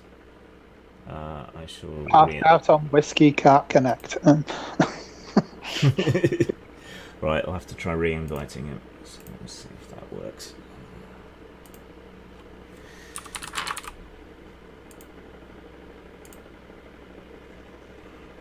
That was a Transformers the movie reference I was making. Yes, by the way, yes. if anybody That's didn't what- get that.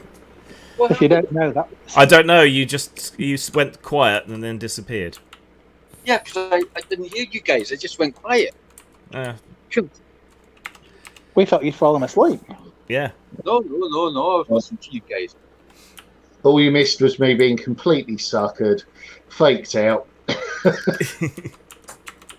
Not cool. I was thinking they were going to be like undead camel riders, or just they were all dead and we were going to track them down. I didn't even think about an ambush.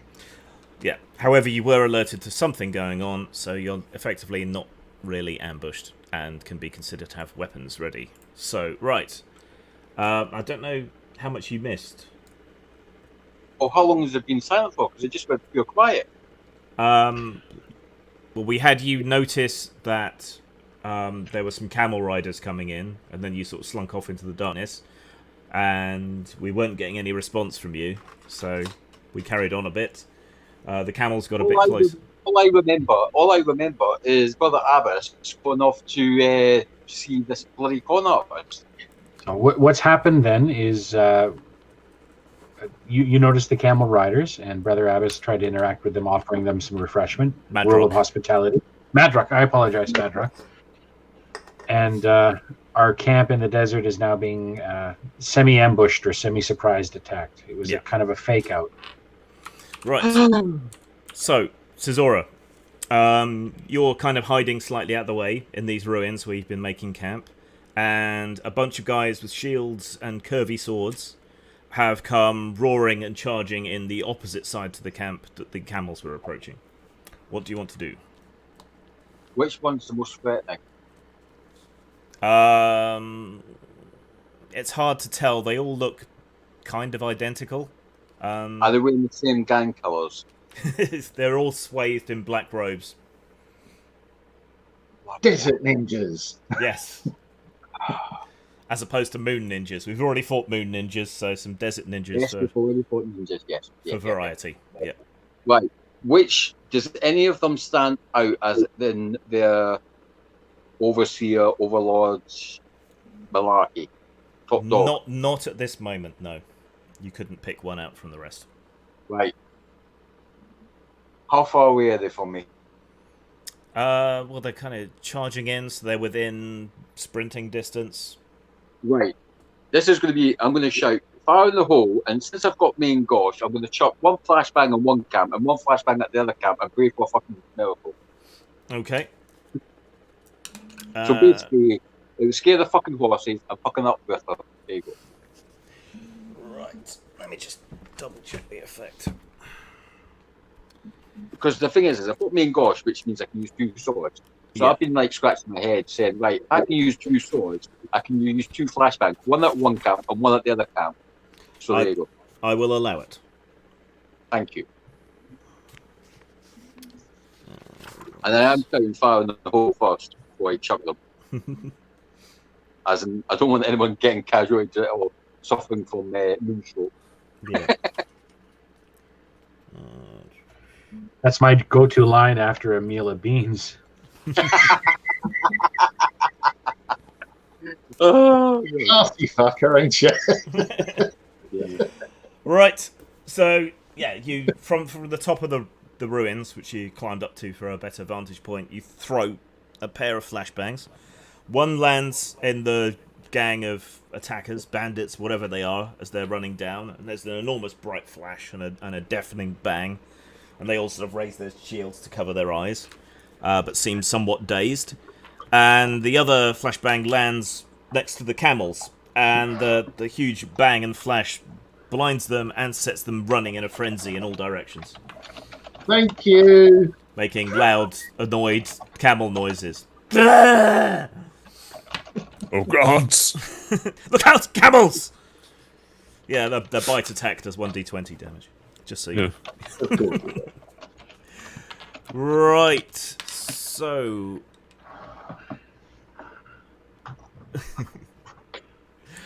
Right, Elaine, whose combat reflexes have you ready to fight? I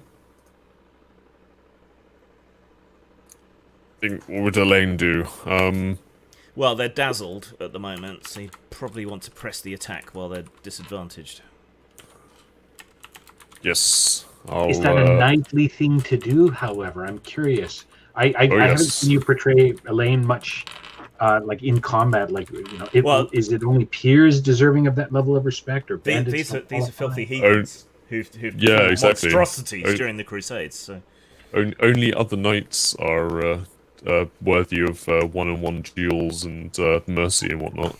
Like, as commoners, fuck 'em. I'm just gonna charge. The World Part 2. F the poor. Pretty much the closest one to me. okay, so you hurtle in towards him. He's sort of blinking, tears in his eyes, trying to see, and you come right in on him. Right, just roll under your attack because he can't really defend himself. I hit. You didn't roll a 20 though. Oh. Right, roll for armor penetration. 9. Yeah, that's straight through. He can't really use his shield to defend himself, so roll damage then, please. 9 again. 9 again. Now, isn't that funny? Because 9, or an Ennead, is something closely connected with Egyptian theology and whatnot. Fortuitous. Okay, so you rush up and bash your sword into his side. He seems to be wearing some sort of chainmail or gambeson equivalent underneath. So your blow impacts into the armor, but you feel some bones or something give underneath the armor, and you knock the wind out of him at least. Right. One of them wipes his eyes with the sleeve of his robe and barks out some orders in Nazarene.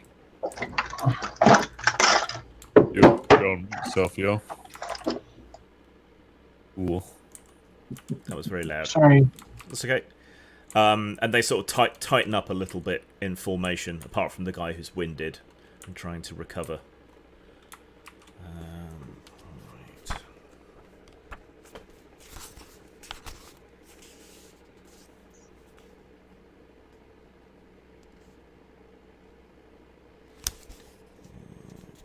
One second.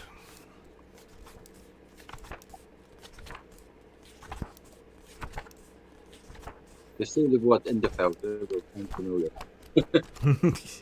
Yeah, that word at least sounds familiar. Yeah. Right.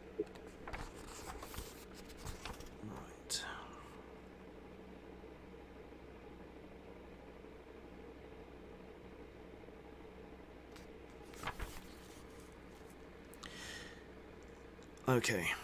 One of them that seemed to be hanging back from the others, despite being blinded, mutters some arcane language words. You see a brief flutter of a glowing rune, and whatever he casts seems to take effect. Right, Madrock. avoiding camels, I think, is the order of the day. Yeah, probably. What's your evasion? It's 5.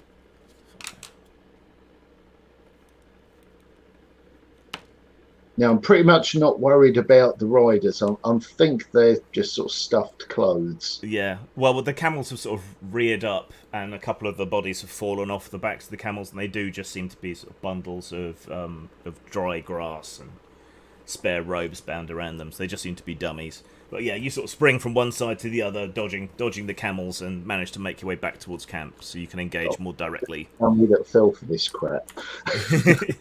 Right, Kerridan. You'll have to unmute again. Yes. I was looking for the unmute button here. I've got the character sheet open.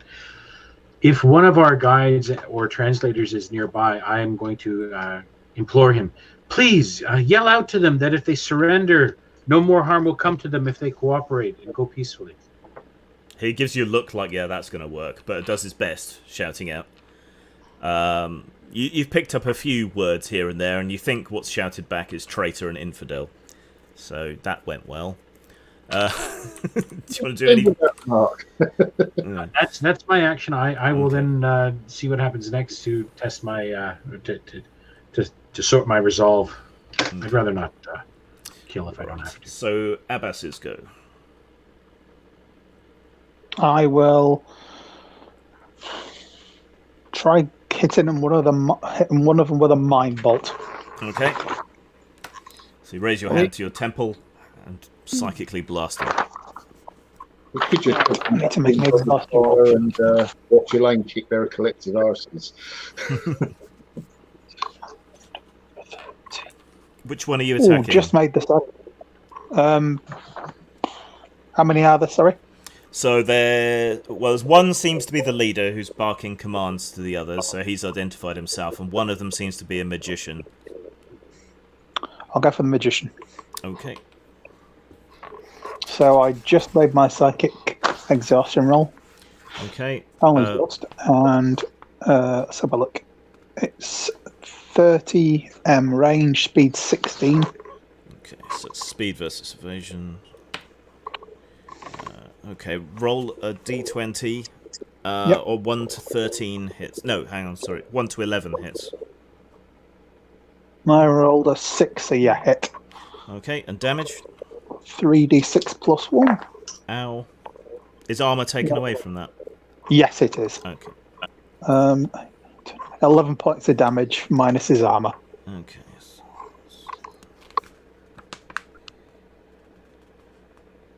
Right. Yeah, the mind bolt carves through his defenses, and even though it distorts as it passes through some kind of magical field, and slams into him, and he's knocked clean off his feet onto his back by the blast, and seems to be out. It's mind bullets. Yes. That's The visual I have in my head is from the movie Dune when they have those sonic pistols, the Mala pistols, right? Your name is killing. Dave! Possibly not the name Dave. Right, this is Horus go. Right. The guy who obviously spoke as a leader, how far away is he? He's with the rest of them about only about 10 meters now. Is he surrounded, or was he on his toes? He's slightly back from the rest of them, next to the magician who's just been knocked out. Right. I'm gonna go chase after that. Okay. So you leap down from the ruins and charge in towards him, yep? Yep. Okay, he's still dazzled at the moment, so he can't defend himself, but that magical aura is still in effect, so take 2 away from your to-hit roll. I get 15. Okay, I take it your attack is much higher. And 20. that's still a hit. Okay, roll armor penetration. That will be 11, 13. Okay, and damage. That would be 8. 8. Okay. Right, he's still blinking, trying to be able to see when you come in close. Manage to drive your blade through his armor into his side, and you feel blood gushing onto your hand. He grunts and curses. Right, Elaine. Do you want to finish this guy? The man that I hit with the sword, is he nice and dead? Not yet. One more blow should do it. Take 2 away from your attack and roll. Yes, I hit. Okay, armor penetration. 6, just 6. Okay, that's enough though, and damage. Okay. Ooh, 4. That's enough. So, like, you winded him with the first blow, and he tried to sort of stumble back and fall in towards the voice, but then you reach up, whack down, and lop his head most of the way off his shoulders. And the body collapses to the ground.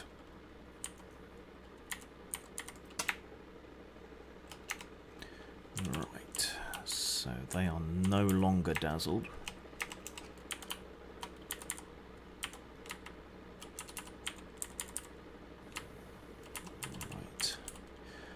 They all close on Elaine, trying to get at his flanks from the other side, clearly having picked you out as a Crusader Knight for their special attention.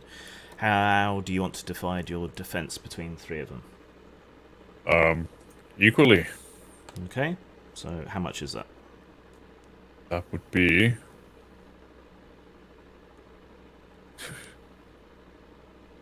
if you remember, basic math.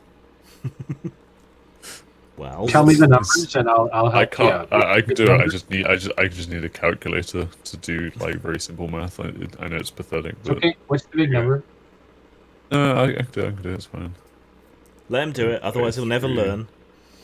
6, 6, and 7. The neighbour of the beast. Yes. Right. Okay. Ned Flanders. Yeah.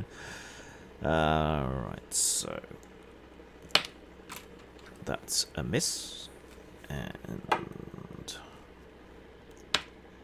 a miss, and a miss. Yeah, so clearly they're still getting their eyesight back, because they all move around you and flail. You parry one, knock another out the way with your shield, kick out at another one, forcing him to pull back. But they have left themselves exposed to everybody else. So... Madrock. If the camels have scattered, Yeah. then we'll start running back towards camp. Yeah. Because I don't know how easy Elaine's got it. Yeah. So you emerge around the corner of the ruins and see Elaine surrounded on 3 sides with a half decapitated body at his feet, and another one of these bandits laid out flat on his back. Yeah. Okay. But you could ready whatever weapon you want to use as well. Yeah, I'll do that on the way. Yeah. Right, Kerridan. I will, since there are no melee attackers near me, I will... Oh, heavens. I'm just going to observe what happens this round and get ready to really unleash something massive next round, if there are any survivors. Okay. So sort of move back a bit into cover and keep an eye on things. Yes, actually, I'm going to scan the dunes around us to see if there's a flank attack that will be coming in. No, you can't see anyone else coming in. Okay. Right, so Abbas.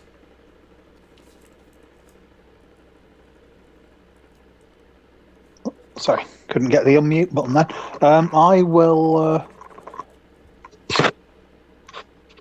I'll try and I'll attack the leader with my sword. Okay, so you move in on him while he's fighting Elaine. Take 1 second.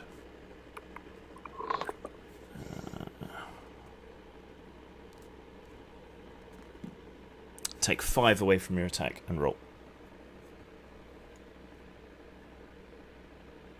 Yeah, hit with a 5. So, yeah. Okay. Roll for armor penetration.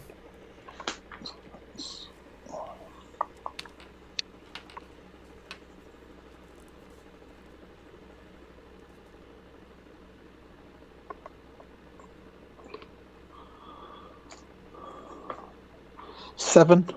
And damage. I should really remember that Sorrow, Valander, armor penetration and damage is the same, isn't it? Yeah. 10 points of damage. 10 points of damage. Rolled the full 8 then. Right. And that was with the sword, yeah? Yep. Okay, so yeah, you come up behind him while he's battling at Elaine and manage to drive your blade into his back, cutting through the armor and drawing blood. He sort of half staggers, half collapses down on one knee. But he's not finished yet. Right, new turn. Cesora. Right. My one's obviously still alive, is he? Yep. I'll follow him through. Okay. Make your attack at -5. 6.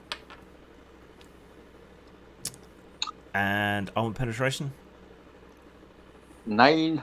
and damage. 12. Okay. So as he's skewered from behind by Abbas, you take the opportunity to cut up under the hanging chain of his helmet and cut his throat. Sounds about good. Yep, does sound about right for you. So yeah, you're sprayed with hot blood, and the body collapses into the dirt at Elaine's feet. Right. One of them remains engaged with Elaine, so what's his full defense? My full defense is 19. So, fat chance. Yes, you roll a 1. Which I didn't. So yeah, you just easily sort of knock his blows aside in a Matrix-like fashion. Without him having a hope of landing a blow. The second one turns on Cesora. What's Cesora's defense? 11. 11. And doesn't manage to land a blow. So having slit his friend's throat, you just ward his sword off with your own. The numbers are now very much on your side. Madrock.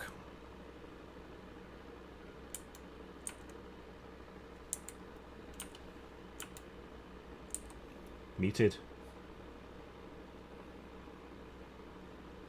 You're muted.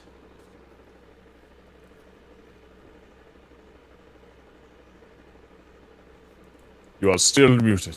Yeah. There we go. If I'm within contact range, I'll try and shiv one. Yep. You can sprint in and join the battle. Excellent. How many's left? There was 2. one on. There's one on Elaine and one on Cesora. Okay. I guess whichever one's closest, because they're going to kill it. It's probably the one on Elaine. Okay. Well, I rolled a 14. My attack is... no, I only made it by 2. That was only because of the bonus from the sword. Yeah, and his defense would have been 5 against that. So, yeah, you hurtle in, but he moves his shield in at the side and wards off your blow. Right, Kerridan. I will just to our translator, tell them what I say, and then I'll project my voice to everyone else. No more bloodshed. No more bloodshed. Okay. He started it. He shouts that out for you, but it doesn't seem to stop them. Right. So, Abbas's go.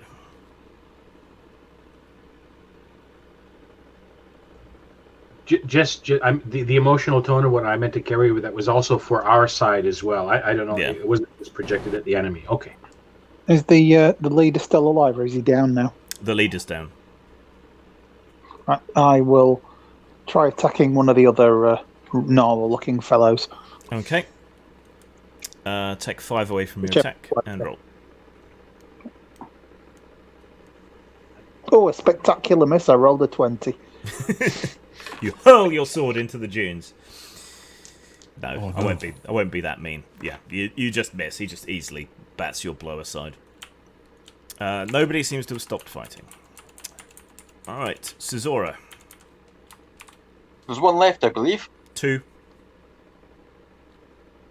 Right. How far away is it from me, would you say? Well, one is right in your face trying to stab you. Okay. I'm going to punch him right in the nose. Since no more bloodshed, I'm going to knock him out. Okay, you have unarmed attack, I believe. I do indeed. Okay, take 5 away from your attack and roll, I get a 4. which is going to be a hit.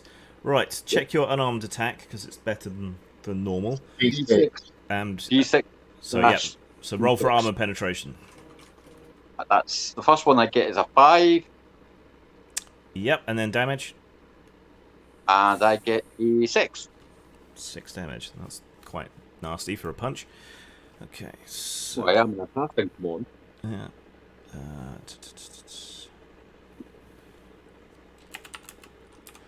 Okay, so yeah, he's screaming at you and swinging around with his sword. You swap your sword to the other hand and punch him in the throat. Yeah. But he's still trying to attack you. Elaine. Okay. So the guy who's attacking me, just gets immediately deflected. I assume, I'm just sort of imagining it like, I just easily swat his sword out of the air, like, pathetic. And then I'll draw like a dagger from my baldric and try to jab it into his eye. Okay. Right. Make an attack roll at -5. I hit. And roll for armor penetration with the dagger. 6. And roll damage. Was the dagger's dice? Did I not put it down? Dagger is D6 damage. 1 second. What is the armor penetration for the dagger as well? It's D4, actually. Plus yeah, your so speed. it doesn't make sense. How I rolled a D8. Yeah, that doesn't make sense. Unless it's a magic dagger or something. No, unless it's a short sword. Yeah. Nope. I should roll D4 instead then, shouldn't I? Yeah. And I get a 5. Right, so yeah, okay, and then damage, which is the D6. I get 6. Okay. Right, he twists his head to the side, but you get in through the sort of hanging curtains of ring mail and cut right across his side and lop off the top half of his ear. He shrieks in pain with blood pouring down his face, but is still going. Right. You godless heathens could never learn to fight. Both of them scramble back and crush something under their noses and inhale deeply.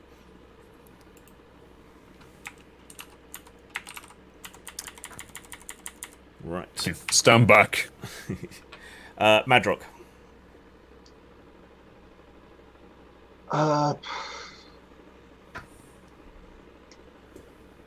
I'm tempted to kick at the back of the knee, just try and drop them down. Because either what they've taken is going to kill them, or it's going to hype them up. Or maybe both. Yeah, so sweep the leg. So you want to try and trip him up, knock him over? Yeah. Okay. Make an attack roll at -2. Oh, hell no. No? That makes it a 21.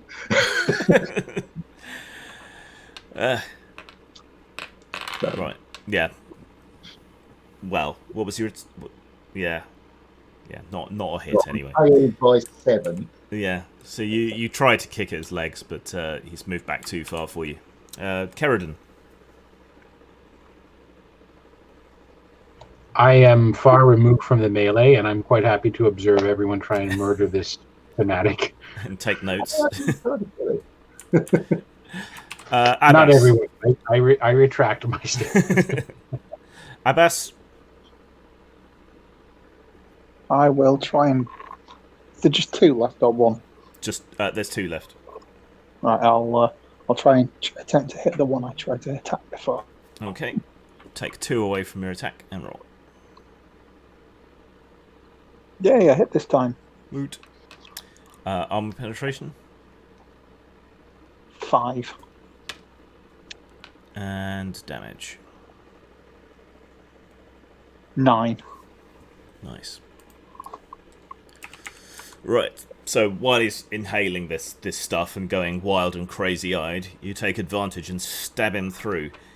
That blow should have felled him, but he seems relatively unaffected. Though he is bleeding, he just doesn't seem to register the pain or move in response to the pain at all.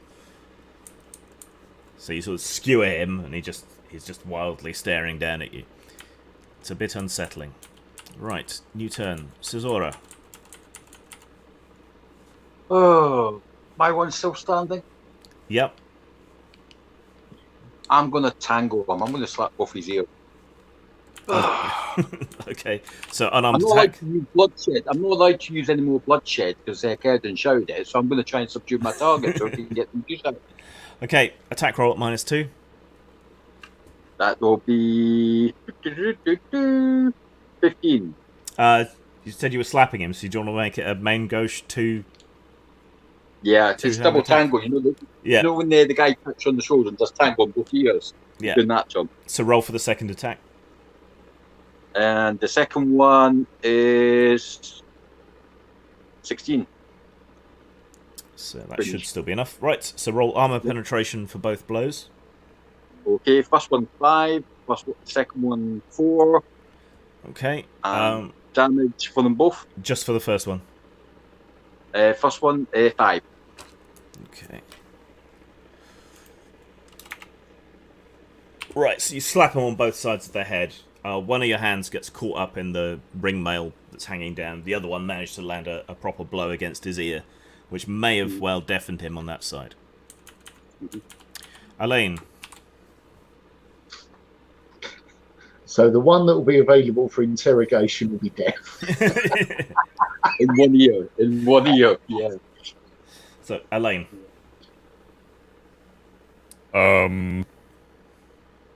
So, okay, I'll just bring my sword swiftly across his neck. Okay. Attack roll at -2. I hit. And armor penetration. 8. Okay, and damage. 5. Right. You swipe your sword out. It narrowly avoids getting tangled in his armor, and cuts clean across his throat from side to side. He topples back, fountaining blood. The one remaining one is now staring wildly and frothing at the mouth, and hurls himself in a fanatical frenzy at Cesora. What's Cesora's defense? 11.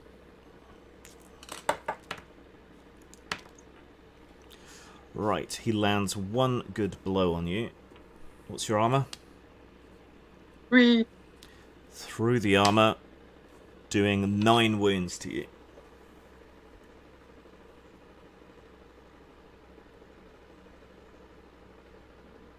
Wow, that's a heavy blow. So he hurls himself at you, shrieking, frothing at the mouth, staring so wide it looks like his eyes are going to pop out. Sort of carries you back and down, sort of frenziedly stabs at you with the pointed end of the curved sword, cutting through your armor in several positions and piercing your flesh. Madrock. Oh, I'm going to try and put a stop to that because, you know, I've done so well so far. Luck's got to change at some point. Yeah, it will do if I use different So, dice. take 2 away from your attack and then roll. Oh, no, again. Total fail? No, only 2. Yeah. So I've got bang on. Okay, so that's a hit. And the sword negated that. Nice. Okay, roll to penetrate armor. 4. And roll damage. Ah.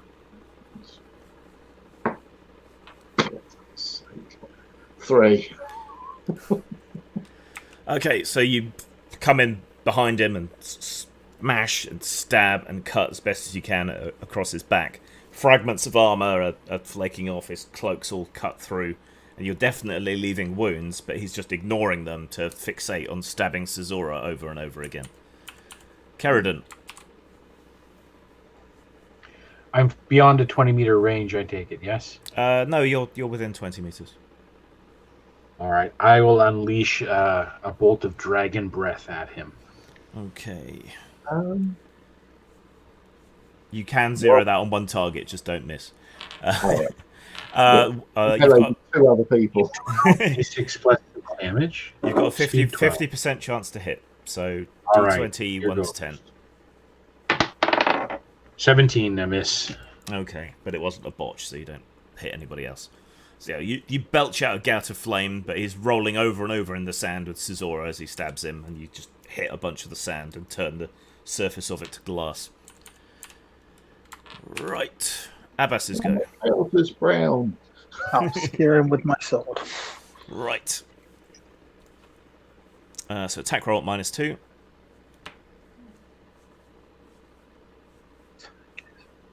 Under 30. Yep. Hit. Okay. And roll to penetrate armor. 5. And roll damage. 4. Okay.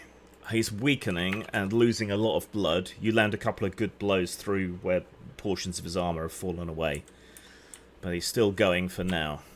Caesura, you have a frothing fanatic on top of you, stabbing you a lot. I'm gonna knee him in the fucking nuts. Okay, make an attack roll at -2. 18, just. Okay, and roll armor penetration. Unarmed, plus it's 5, Okay, and roll damage. 3. Right, you bring your knee up when he's back on top of you and smack your kneecap right into his plums. There is a wet, meaty, bursting noise. Oh. He makes a slight, high-pitched shriek and then falls off you to one side. Now they're umeboshi. Right, the fight is over. They are all down. I'll spit on his face in the fell. Did you say spit on his face or sit on his face? Spit. Okay, just checking. Yeah. Teabag.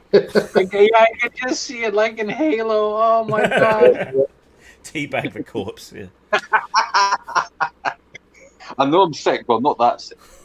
See, these are what you don't have anymore.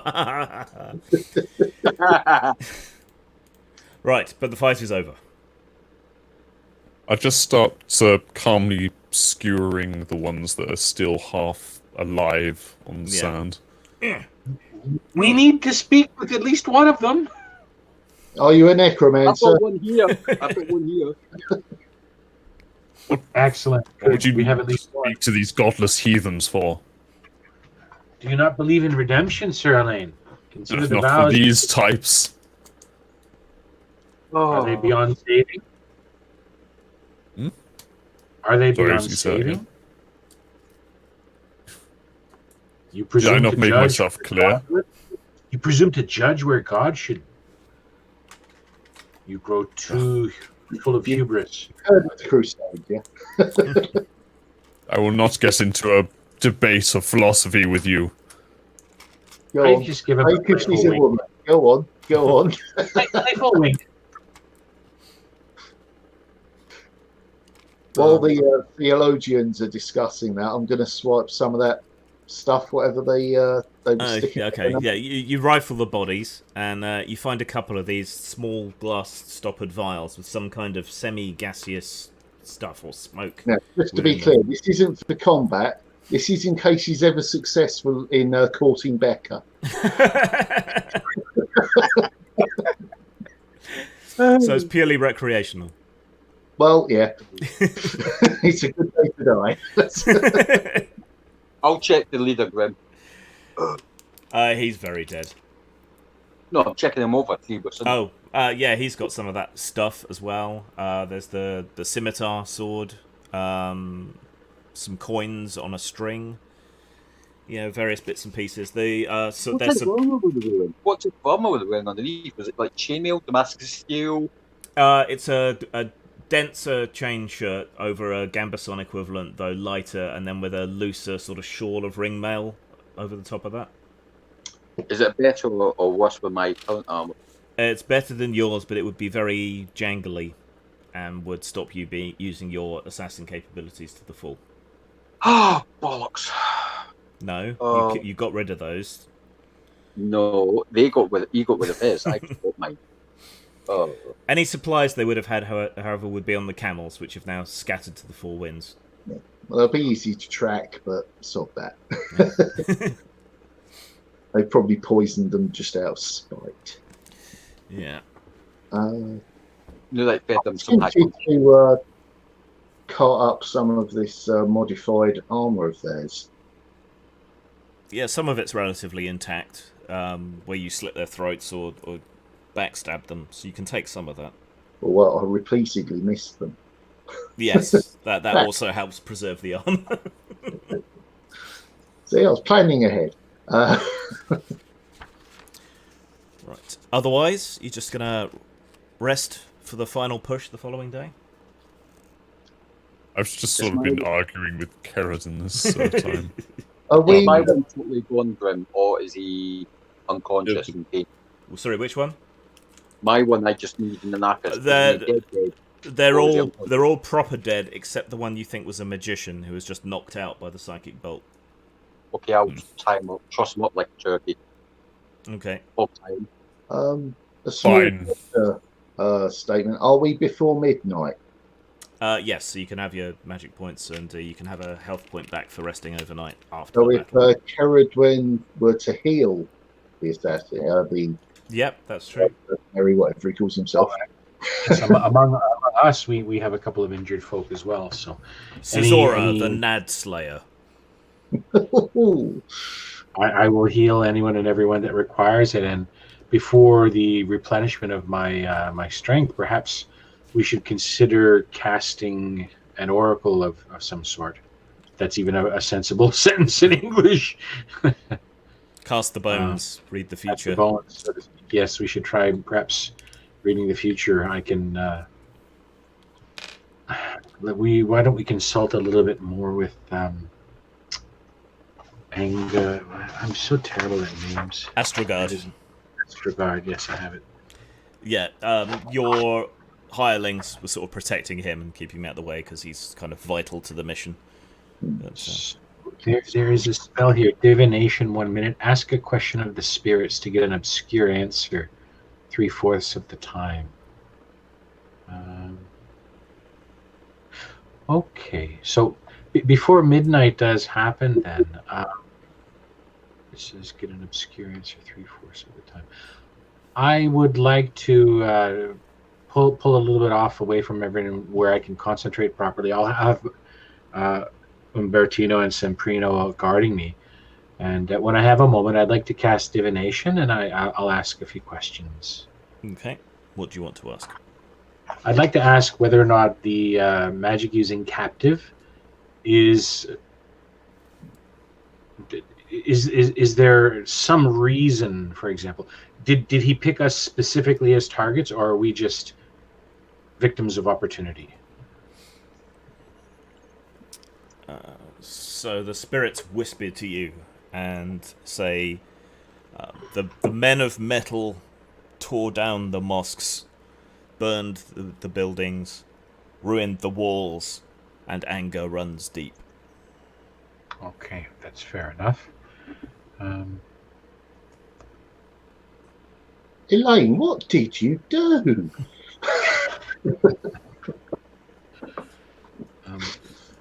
Only what was asked of us all.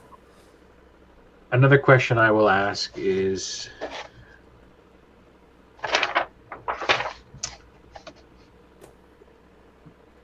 what is the airspeed velocity of an unladen swallow?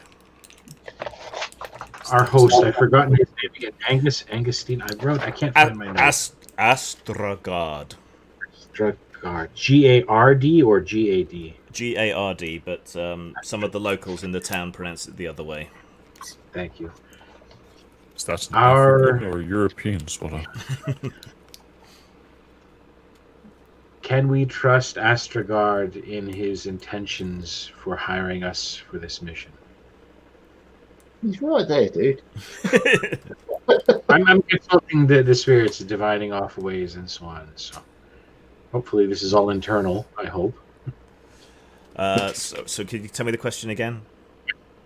Essentially, can we trust Astragard to have been honest with us to this point?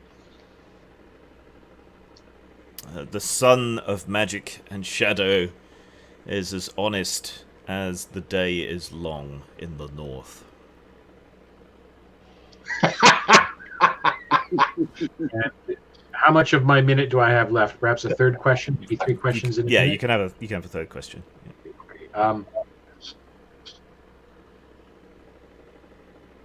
Does Astragard mean us true harm, as in are our lives in danger by trusting him? Is there malfeasance in his heart, is the point of my question, towards us? The man of shadow and magic holds no ill will towards you. Okay, thank you. I just like the answer. As long as the day is long in the north. Now, bearing in mind, I'm going to meditate a bit on those answers before I broach the group, but I will be broaching them in a few moments.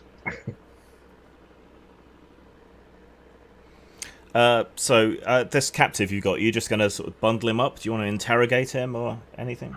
If he requires divine or magical, I'm sorry, not divine, magical healing, I'll also expend those points before midnight to heal him up. Mm-hmm. I need heal, Doctor. Clump.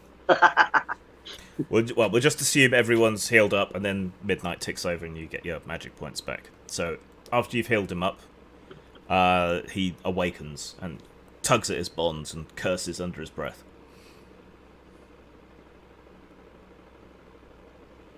Now, that's no way to speak to your friends. Captors? Do you wish me to translate that? Asks your translator. Should I translate everything you say, or... if we nod, translate our words. Oh, okay. So, Cesaro, should I translate what you asked? I'm not shaking my head. Okay.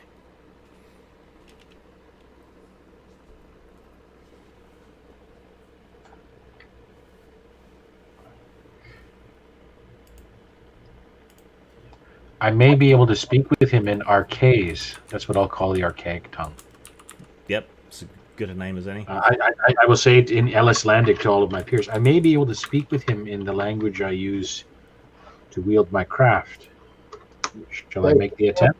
To that, if he was casting a spell, we wouldn't know, and could be halfway through casting it. Or does that require somatic gestures? Oh, to cast, he'll have to be able to have his hands free, and you've tied him up, so... Okay, cool. Yeah, go for it.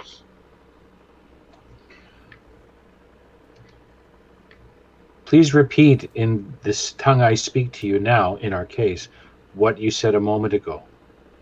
I said, may the fleas of 1,000 camels infest your undergarments. And may your arms be too short to reach. I understand the deep hatred you might have or must have for many of the folk who look like us. You have no understanding, dog. Your very presence here is an insult to the prophets.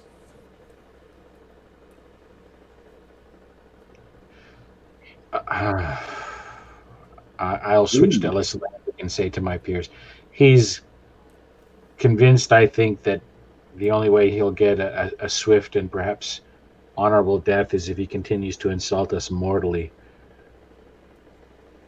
I'll look at him. I'll look at him and say, Then tell him the only way he'll get a swift or merciful death is by answering your questions. Otherwise, I shall simply light him ablaze. I understand. I'll speak with him. Sorry, Cesaro was trying to say something. May 1,000 fleas into your mouth. And I'll just like nod. Okay, the translator translates that and then takes a step back away from the guy, just in case. Since this is going to be streamed on YouTube or so on, I have. I'm trying to think of something that would absolutely crush this man's spirit and make him fear for his body and his soul, and it's probably going to cross into a little bit of X-rated language. I don't know. I don't want to just say it out loud or so on. It's fine with me. You can either be descriptive or you can just say it. All right, then I'll whisper. I'll lean forward to him and lean in and say, "Look, you have an option here to perhaps see anyone you care for and love, and to pray to your God again if you cooperate. If you don't, that man over there has instructed me to inform you that he will be the first to rape you, and then the rest of the servants will come forward and bugger you into oblivion before you're staked out under the sun with your eyelids cut. I don't want to see that happen." And then I'll switch over to Ellis Landic and I say, "Start unbuckling your trousers. Trust me." And then I'll go back over to him and say, "I've asked him to please hold off, but he is very impatient." The tortures you offer in this mortal world, you shoe-trodden whore, are nothing as to the tortures that I will suffer in the afterlife should I give you even the slightest succor. So, bugger away. I'll kind of nod my head in defeat. I do feel defeated, actually. My bluff has been called. I'll look back to Daz and say, I threatened him with horrific abuse if he didn't cooperate. I mean horrific abuse. And he basically told me to start the horrific abuse. He's not going to cooperate. All right, then. That should be some lamp oil. Yeah, you've got some in the supplies. Just do it bareback, Sirlane. He's not going to complain. And a handful of sand, gritty Swarfiga. I was certain that would have swayed him, given what I know or wish would know. But this is not a criticism. I'm genuinely surprised. So he's a die-hard fanatic. Oh my lord. Yeah. Then I just pour lamp oil over him and toss on a match. Oh Jesus, he might break at that point. Like you could draw that out a bit. What? Set fire to his feet? Nowhere near the tents, please. Why does it always descend into torture? Yeah, I was only... If you give us fanatics, there's not really much else, is there? My character's a crusader, and this guy is a heathen. What are you expecting? I'm not torturing him as well. But for You're the just killing him in the most grisly and painful manner possible. Yeah, exactly. I'm going to plead with him, actually. This, I mean, to actually see, like, Sarah Lane, like, all of your body, like, you're really going to do this, right? Like, your body language, the confidence of your movements. It's not like you're pretending, right? Yeah, and probably by the casualness and that I do it with, I've probably done it before. Okay, so that would probably, I mean, no matter how many horrors I may have seen, you know, Carradine may have seen during her time there, I not having perpetrated anything like that, just, oh Jesus, I'm going to plead with him in our case. Please don't allow this to happen. I just pay absolutely no mind to you. Oh no, it wasn't to you. It was to the prisoner. Speaking in our case, like I'm pleading with him, like, please reconsider before he gets some kind of flame. No, Watch him. See what they have done to our people and our land. Oh my And heavens. once he burns me, you will never look at him the same way again. Oh, we already done. Right, cut to the chase. Are you gonna finish him off? Yes. No, no, Fire. no. No. Hold on. When he makes a move to like, I'll stand between myself and the prisoner. Say no. You don't make me witness something like this. End him cleanly if you're going to end him. Please. Consider it a personal favor. Turn away and close your eyes. I'm unsure if you're rebuking my entreaty. Like, are you going to cut his head off? Are you going to burn him? Like, what? I can't read that.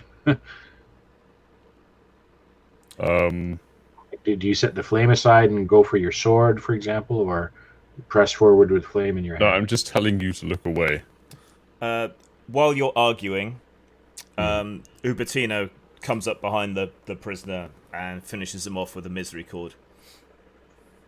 Okay. Just drives it between his neck bones and kills him instantly. Beat me to it. I've probably missed. What was that for? He unbuttons his gambeson and pulls it open, and he's a mass of burn scars down one side of his chest. I'll just give him a nod of respect. Remove me from your service, if you must, Senora, but I could not. You've done no wrong, and any blame any of you attached to him. Keep my fee for this venture as a weregild for his life.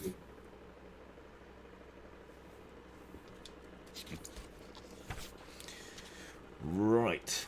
With that dark episode behind you, and your health restored, and your magic restored, it's a bit of a somber morning when you finally come upon what must be the tomb complex.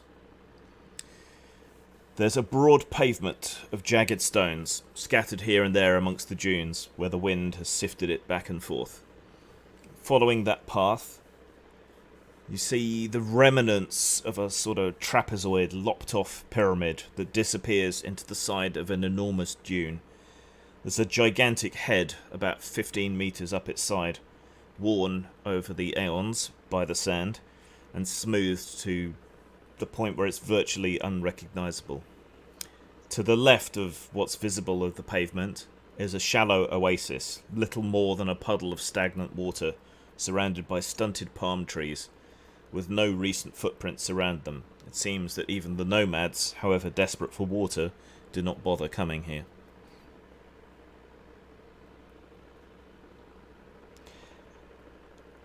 And I think that is a good point to stop, so that we can delve into the actual dungeon next time. That was a good idea. Although, All right. again, because I can't do Tuesdays anymore. Yeah, well, it might take 2 sessions to get through the dungeon. I can try to do a little bit of Tuesday, maybe. Well, it's up to you. We can try, but no one will blame you if you have to leave or you can't make it because you're tired. Alright, I will sort out experience points for the bandits and everything else. Sure. Thank you for the intense roleplay. That was enjoyable in a dark, nasty sort of way. Yeah. But I think it's fitting given everyone's post-traumatic stress disorder from the Crusades. So, yeah, that was good. It was. I enjoyed it. Cool. John, when your sorceress gets home, we're having a talk about her nightlife activities. Seriously. Right, sorry I was a little off tonight, but I think it went okay I anyway. think it went swimmingly. Alright, Okay. see you Tuesday, same bat time, same bat channel. I'll stop the Maybe stream Saturday, now and but- we'll probably hang about and chat for a little bit. But thanks for watching. See you next time.